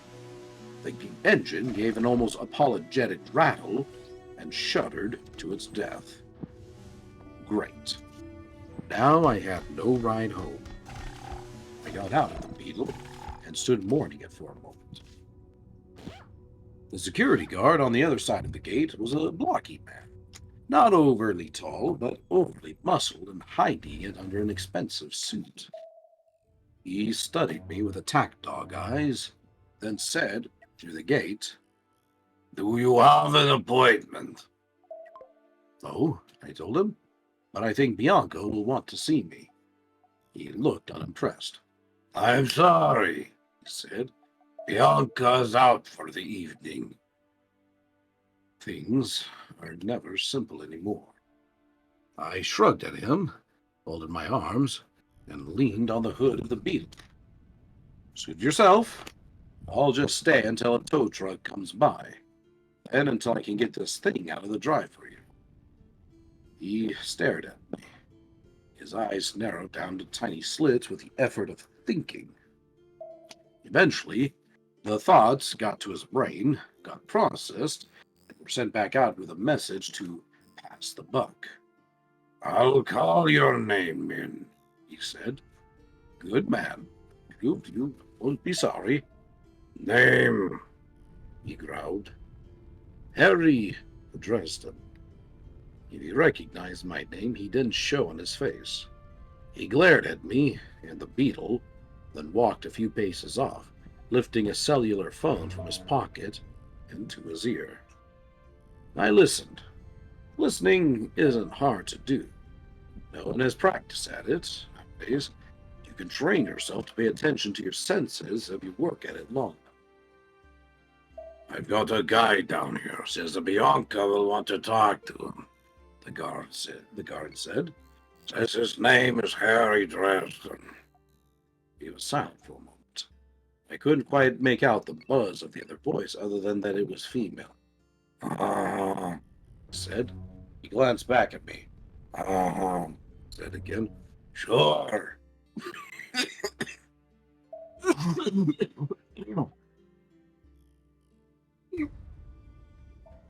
You okay? Yeah, just the voice tickled my throat. Okay. Sure, I will. Of course, ma'am. What's up? I was just making sure. Yeah, just that voice tickled me. I reached in through the window of the beetle and got out my cane.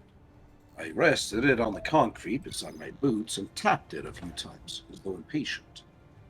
The guard turned back toward me, leaned over to one side, and pushed a button somewhere. The gate buzzed and clicked open. Come on in, Mr. Dresden, he said. I can have someone come tow your car if you like.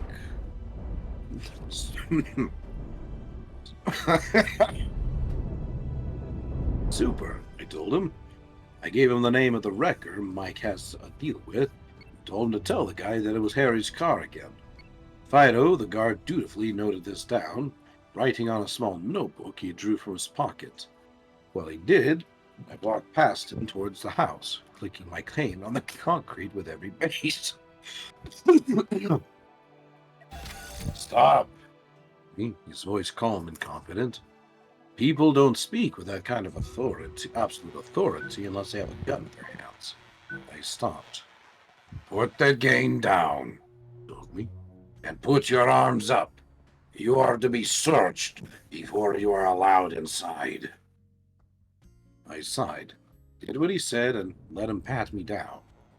I didn't turn around to face him, but I could smell the metal of his gun.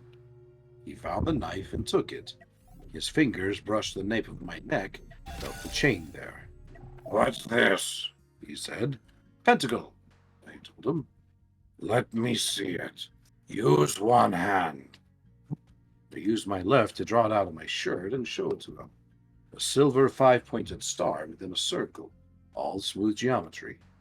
He grunted and said, Fine.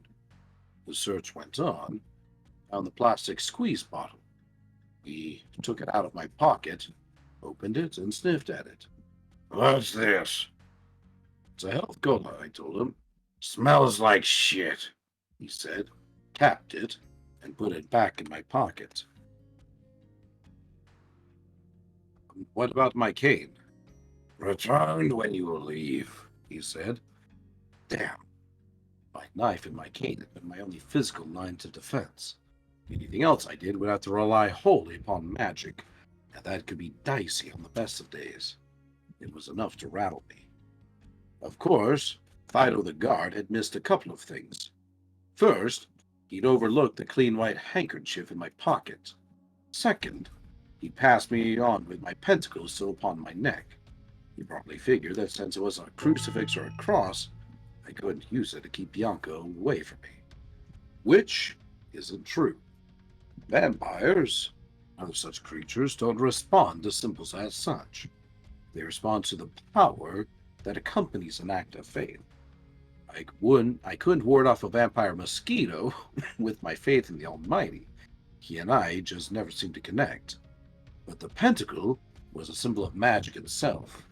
I had plenty of faith in that. And, of course, Fido had overlooked my getaway potion. Bianca really ought to trust her guards with more awareness of the supernatural, what sort of things to look for. The house itself was elegant, very roomy, with the high ceilings and the broad floors they just don't make anymore.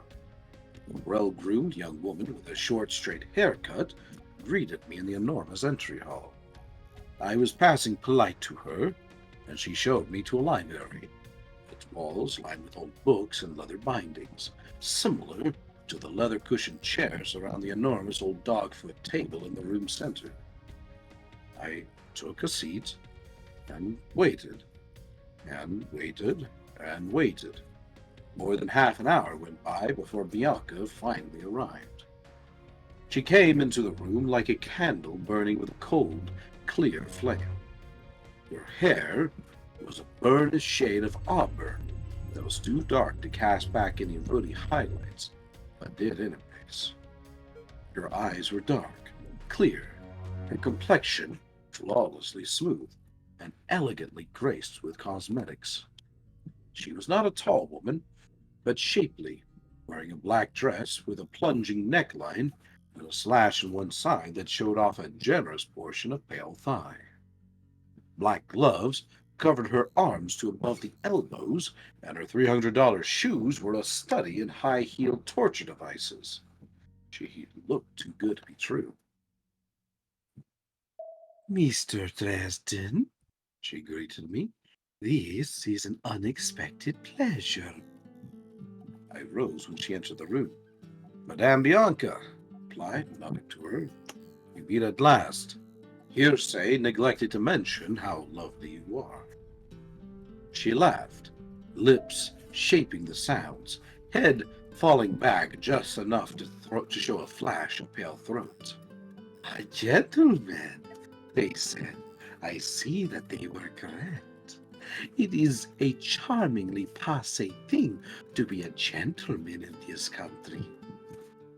"You and I are of another world," I said.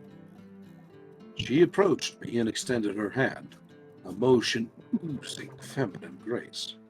I bowed over her hand briefly, taking it and brushing my lips against the back of her glove. "Do you really think I'm beautiful, Mr. Dresden?" she asked me. "As lovely as a star, madame." "Polite, and a pretty one, too," she murmured. Her eyes flickered over me from head to toe, but even she avoided meeting gazes with me. Whether from a desire to avoid inadvertently directing her power at me, or being on the receiving end of mine, I couldn't tell. She continued into the room and stopped beside one of the comfortable chairs. As a matter of course, I stepped around the table and drew out the chair for her, seating her. She crossed her legs in that dress, and those shoes made it look good. I blinked for just a moment, then returned to my own seat. "So, Mr. Dresden, what..."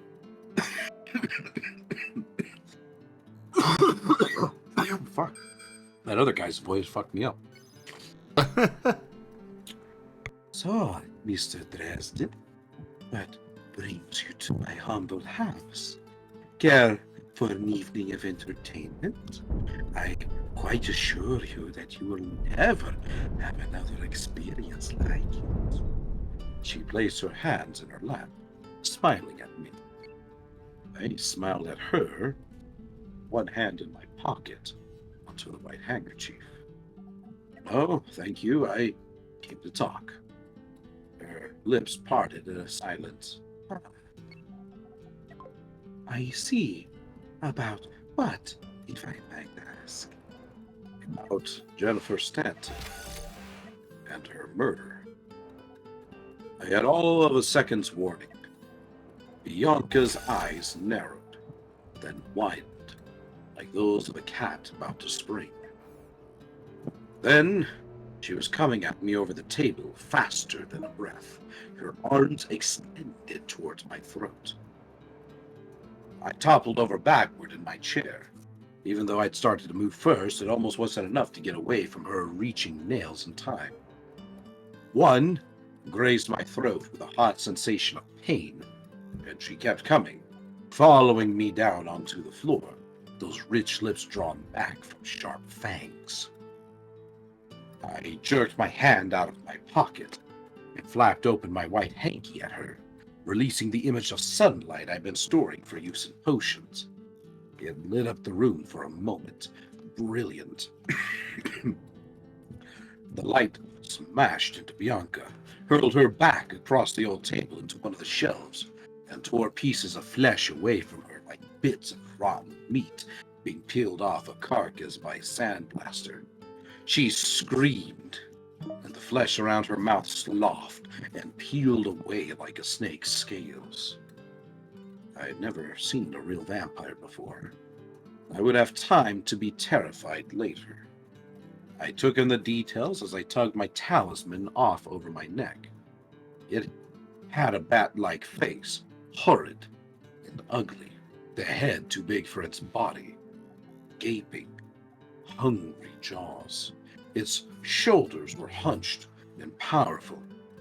Membranous wings stretched between the joints of its almost skeletal arms. Flabby, black breasts hung before it, spilling out of the black dress that no longer looked feminine. Its eyes were wide, black, and staring, and a kind of leathery, slimy hide covered its flesh, like an inner tube lathered with Vaseline, though there were tiny holes corroded in it by the sunlight I had brought with me. It recovered quickly, crouching, and spreading long arms that ended in claw-tipped fingers to either side with a hiss of rage. I drew my pentacle into my fist, raised it like every vampire slayer you ever saw does it, and said, "Jesus Christ, lady, I just came here to talk!" The vampire hissed and started toward me with a gangling, weirdly graceful step. Its clawed feet were still wearing the $300 black pumps. "Back," I said, taking a step toward it myself. The pentacle began to burn with the cold, clear light of applied will and belief, my faith, if you will, that it could turn such a monster aside. Get It some hissed. water. I've got water right here. It's trust me, it's not that. My throat is just really tickling right now. It hissed and turned its face aside, lifting its membranous arms to shield its eyes from the light. It took one step back, then another, till its hunched back were pressed against a wall of books. Now, what did I do? I wasn't going to go try to put a stake through her heart, but if I lowered my will, she might come at me again. And I didn't think I had anything, even the quickest evocations I could get out of my mouth before she tore it off my head. And even if I got past her, she probably had mortal lackeys, like the security guard at the gate, who would be happy to kill me if they saw me trashing their mistress. "You killed her," the vampire snarled, and his voice was exactly... Oh, never mind. Let me redo that voice. "You killed her," the vampire snarled, and its voice was exactly the same, sultry and feminine, even though twisted by rage and coming from that horrid mouth. It was unsettling. "You killed Jennifer. She was mine, Majely." "Look," I told her, "I didn't come here for any of this, and the police know I'm here. Save yourself a lot of trouble, sit down, talk with me, and then we'll both go away happy. Christ, Bianca, do you think that if I'd killed Jennifer and Tommy Tom, I'd just be waltzing in here like this?" "You expect me to believe that you didn't? That you will never leave this house alive?" I was feeling angry myself, and frightened. Christ, even the vampire thought I was the bad guy. "What'll it take to convince you that I didn't do it?" Black, bottomless eyes stared at me through the burning fire of my faith. I could feel some sort of power there, trying to get at me, and held off by the force of my will, just as the creature itself was. The vampire snarled. "Lower the amulet, wizard." "If I do, are you going to come at my throat again?" "If you do not, I most certainly will." Shaky logic, that. I tried to work through the situation from her point of view. She had been scared when I showed up. She had me searched and divested of weapons as best she could. She thought that I was Jennifer Stanton's murderer, but the mere mention of that name had brought the sudden violence out of her. I began to get that sinking feeling you get when you realize that not everything is as it appears. If I put this down, if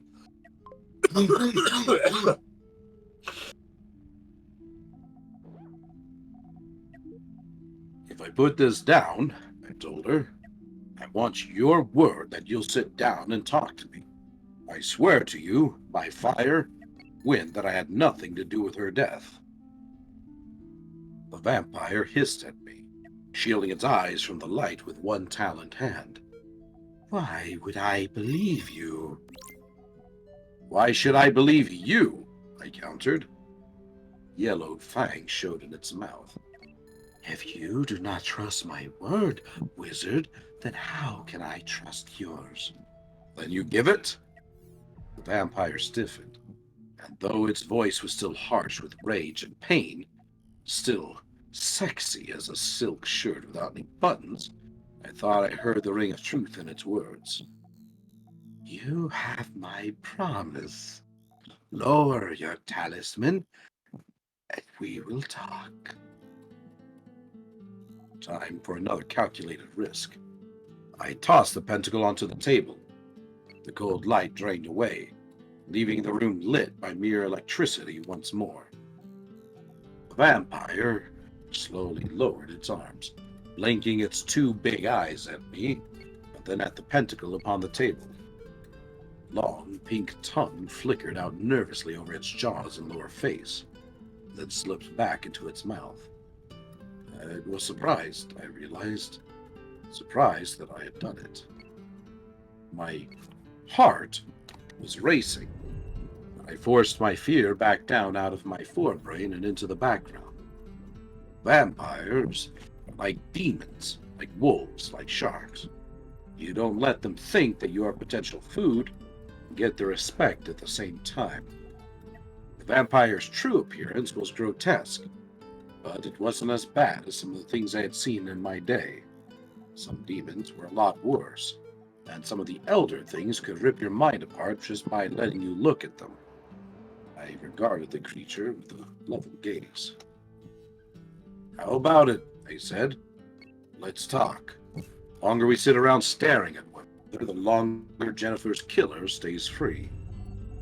The vampire stared at me for a moment more. Then it shuddered, drawing its wing membranes about itself. Black slime turned into patches of pale, perfect flesh that spread over the vampire's dark skin like a growth of fungus. The flabby black breasts swelled into softly rounded, rosy-tipped perfection once more. Bianca stood before me a moment later, settling her dress back into modesty again. Her arms crossed over her as though she was cold, her back stiff, and her eyes angry.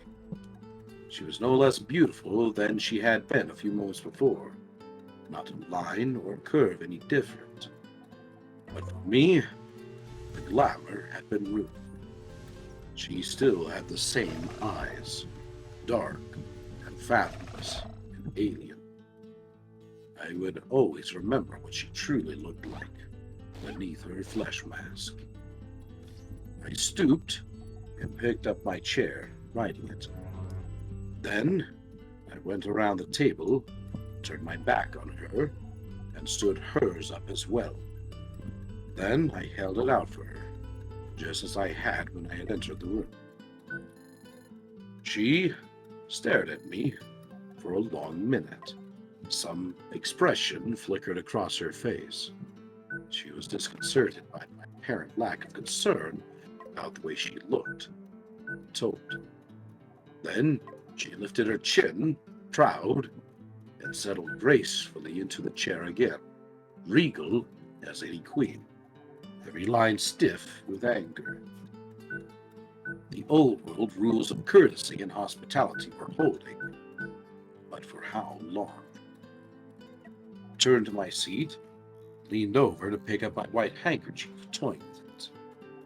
Bianca's angry eyes flickered down to it.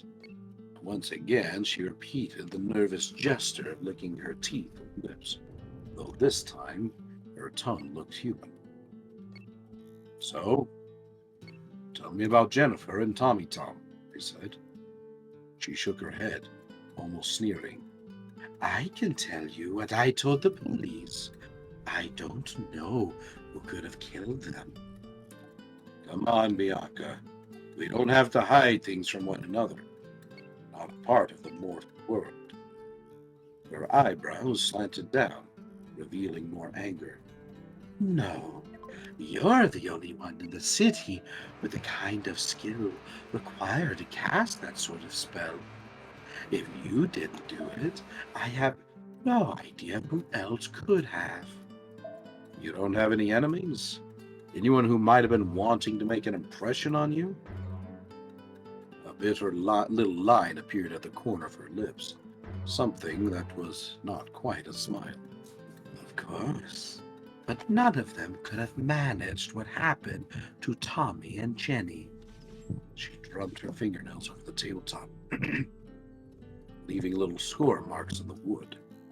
I don't let any enemies that dangerous run around alive. At least, not for long. I settled back in my chair, frowning, and did my damnedest not to let her see how scared I was. How did you know Tommy Tom? She shrugged, her shoulders gleaming like porcelain, just as brittle. You may have thought he was just a bruiser for Johnny Marcone, Mr. Dresden. But Tommy was a very gentle and considerate man underneath. He was always good to his women. He treated them like real people. Her gaze shifted from side to side, not lifting, like human beings. I wouldn't take on a client if I thought he wouldn't be a gentleman, but Tommy was better than most. I met him years ago elsewhere. I always made sure he had someone to take care of him when he wanted an evening of company. You sent Jennifer out to him that night? She nodded, her expression bleak. Her nails drummed the tabletop again, gouging out more of the wood. Was there anyone else he saw on a regular basis? Maybe someone who would have talked to him, known what was going on in his life? Bianca shook her head. No, she said, but then she frowned. I just watched her, and absently tossed the handkerchief on the tabletop. Her eyes flicked to it, then up to mine. I didn't flinch. I met her bottomless gaze and quirked my mouth up in a little smile, as though I had something more and worse to pull out of my hat if she wanted to come after me again. I saw her anger, her rage, and for just a moment I got a peek inside, saw the source of it. She was furious that I had seen her true form, horrified and embarrassed that I had stripped her disguise away and seen the creature beneath. And she was afraid that I could take away even her mask forever with my power. More than anything else, Bianca wanted to be beautiful. And tonight, I had destroyed her illusion. I had rattled her gilded little world. She sure as hell wasn't going to let me forget that. She shuddered and jerked her eyes away, furious and frightened at the same time, before I could see any deeper into her, or she into me. If I had not given you my word, Dresden, she whispered, I would kill you this instant. That would be unfortunate, I said. I kept my voice hard. You should know the risks in a wizard's death curse. You got something to lose, Bianca, Even if you could take me out, you can bet your pretty ass I'll be dragging you to hell with me. She stiffened, then turned her head to one side and let her fingers go limp. It was a silent, bitter surrender. She didn't move quickly enough for me to miss seeing a tear streak down one cheek. I made the vampire cry. Right. I felt like a real superhero. Harry Dresden, breaker of monsters' hearts. There might be one person who might know something, she said, her lovely voice dull, flat, lifeless. I had a woman who worked for me, Linda Randall. She and Jennifer went out on calls together when a customer to that sort of thing. They were close. Where is she now? I asked. She's working as a driver for some rich couple who wanted a servant that would do more than windows. She wasn't the type I usually keep around in any case. I think Jennifer had her phone number. I can have someone fetch it for you, Mr. Dresden. She said my name, as though it were something bitter and poisonous that she wanted to spit out. Thank you. That would be very kind. I kept my tone carefully formal, neutral. Formality and a good bluff were all that was keeping it over my throat. She remained quiet, controlling her evident emotions, before she started to look up again, at last. Her eyes froze, then widened when they came to my throat. Her expression went perfectly, inhumanly still. I grew tense. Not just tense, but steel tight, wire bound, spring coiled. I was out of tricks and weapons. If she came after me now, I wasn't going to get the chance to defend myself. There was no way I would be able to drink the potion before she tore me apart. I gripped the arms of my chair hard, to keep myself from bolting. Do not show fear. Do not run away. It would only make her chase me, snap her instincts into the reaction of pursuing the prey. You're bleeding, Mr. Dresden, she whispered. I lifted my hand slowly to my throat, where her nails had scored me earlier. My fingertips came away, slick with my own blood. Bianca kept on staring, her tongue flickered around her mouth again. Cover it, she whispered. A strange hewling sound came out of her mouth. Cover it, Dresden. I picked up my handkerchief and pressed it over my throat. Bianca blinked her eyes closed slowly, then turned away, half hunched over her stomach. She didn't stand up. Go, she told me. Go now. Rachel's coming. Send her down to the gate with a phone number in a little while. I walked toward the door, but then stopped, glancing back at her. There was a sort of horrid fascination to it, to knowing what was beneath the alluring exterior, the flesh mask, but seeing it twist and writhe with need. Go, Bianca whimpered. Fury, hunger, and some emotion I couldn't even begin to fathom made her voice stretch out thinner. Go, and do not think I will not remember this night. Do not think that I will not make you regret it. The door to the library opened, and the straight-haired young woman who had greeted me earlier entered the room. She gave me a passing glance, then walked past me, kneeling at Bianca's side. Rachel, I presumed. Rachel murmured something too soft to hear, gently brushing Bianca's hair back from her face with one hand. Then she unbuttoned the sleeve of her blouse, rolled it up past her elbow, and pressed her wrist to Bianca's mouth. I had a good view of what happened. Bianca's tongue lashed out, long and pink and sticky, smearing Rachel's wrist with a shining saliva. Rachel shuddered at the touch, her breath coming quicker. Her nipples stiffened beneath the thin fabric of the blouse, and she let her head fall slowly backwards. Her eyes were glazed over with a narcotic languor, like those of a junkie who had just shot up.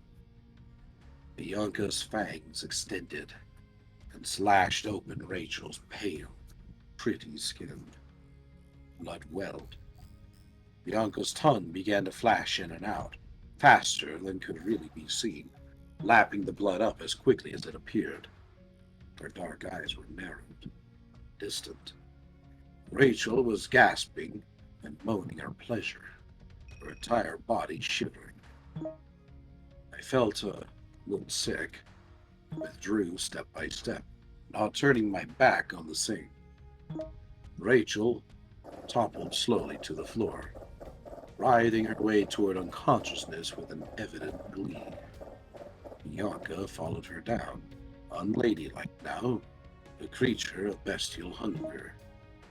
She crouched over the supine woman, and in the hunch of her pale shoulders, I could see the bat-like thing beneath the flesh mask, lapping up Rachel's blood. I got out of there, fast, shutting the door behind me. My heart was hammering too quickly. The scene with Rachel might have aroused me if I hadn't seen what was underneath Bianca's mask. Instead, it only made me sick to my stomach. Afraid. The woman had given herself to that thing as quickly and as willingly as any woman to her lover. The saliva, some part of me rationalized, desperate to latch on to something cold and logical and detached. The saliva was probably narcotic, perhaps even addictive.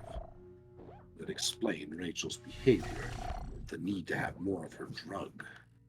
But I wondered if Rachel would have been so eager had she known Bianca's true face. Now I understood why the White Council was so hard-nosed with vampires. If they could get that kind of control over a mortal, what would happen if they could get their hooks into a wizard? If they could addict a wizard to them as thoroughly as Bianca had the girl I'd just seen, surely it wasn't possible. And if it wasn't, why would the council be so nervous about it? Do not think I will not make you regret it, she had said. I felt cold as I hurried down the dark driveway toward the gate. Fido, the security guard, was waiting for me at the front gate. I passed back my knife and my cane without a word. The tow truck was out front, latching itself to the beetle. I put one hand on the cold metal of the gate and kept the other with its handkerchief pressed to my throat as I watched George, the tow truck guy, work. He recognized me and waved, flashing a grin that showed the white teeth in his dark face. I nodded back. I wasn't up to answering the smile. A few minutes later, the guard's cellular phone beeped at him. He withdrew several paces, repeated several affirmatives, then took a notebook from his pocket, writing something down. He put the phone away and walked back over to me, offering me the piece of paper. "What's this?" he said. "The phone number you're looking for, and a message." I glanced at the paper, but avoided reading it just then. I thought Bianca was going to send Rachel down with it. He didn't say anything. Jaw tightened. I saw his eyes flick towards the house, where his mistress was. He swallowed. Rachel wasn't coming out of the house, and Fido was afraid. I I took the paper. I kept my hand from shaking as I looked at it. On it was a phone number and a single word: regret. Folded the piece of paper in half, put it away into the pocket of my duster. Another enemy. Super. At least with my hands in my pockets, Fido could see them shaking. Maybe I should have listened to Murphy. Maybe I should have stayed home and played with some nice, safe, forbidden black magic instead. That is the end of Chapter 9.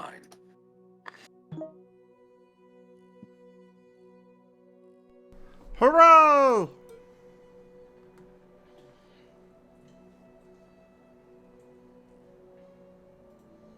Thank you for the readings. Or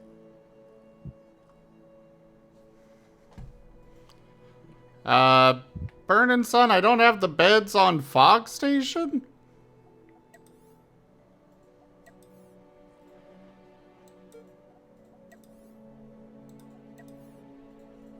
You sure? How many are you trying to send me?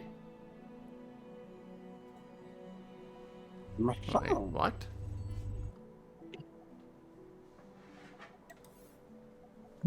it looks like I am being requested elsewhere for it.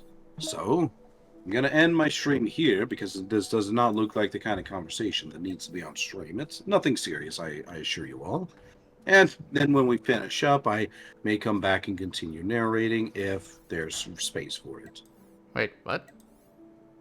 Yes, I've been requested by Shine to go talk with the gaming group I'm part of. Ah, okay. Have fun. Will do. Or good luck. Thank you. To everyone on my stream, thank you so much for coming by. Hope you enjoy the narration. And hopefully I'll be back here soon. So, catch y'all later. Burnin', try hailing my ship. And going through that way.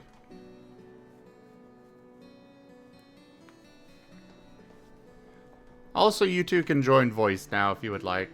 I'll move you up.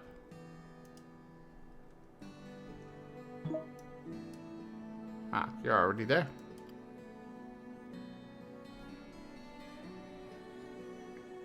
And let me unmute this, and there we go. You know... So yeah, no, I can't transfer or anything. It just says you're full on all of your ships. Huh. I'm definitely not full. Right Fang Fighter says 10 out of 10, Fog Base is 20 out of 20, Model S is 24 out of 24, and Left is 10 out of 10.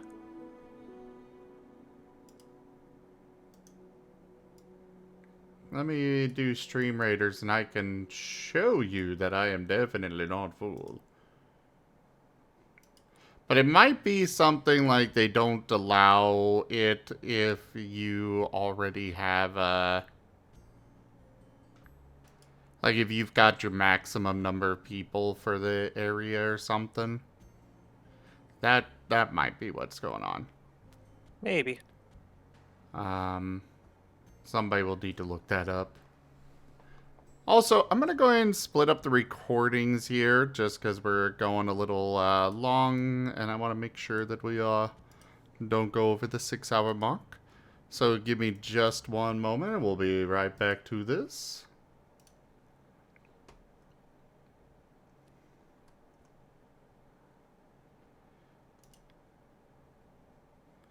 Thank you everybody for joining us today for Cosmoteer. So far anyways. Check out our website, zgfgaming.com. We've got links for our Discord, Telegram, Mastodon, Blue Sky, Patreon, and more. They are on the website as well as down in the description below through our link tree. Thank you to my patrons, tippers, and subscribers. It is your support that allows the channel to keep on going. I can't do this without you guys helping out, however it is that you do. Consider becoming a patron over at patreon.com/zgfgaming. It's one of the best ways to support the channel, though you can also do so by simply sharing the stream around. and coming by, hanging out, and just having a good time. Do make sure that you also subscribe to our YouTube and share it around. I really want to get to full partnership before the end of the year. We've got just over a month left, and we're just about there. So please help me out with getting there. I would really appreciate it, everyone.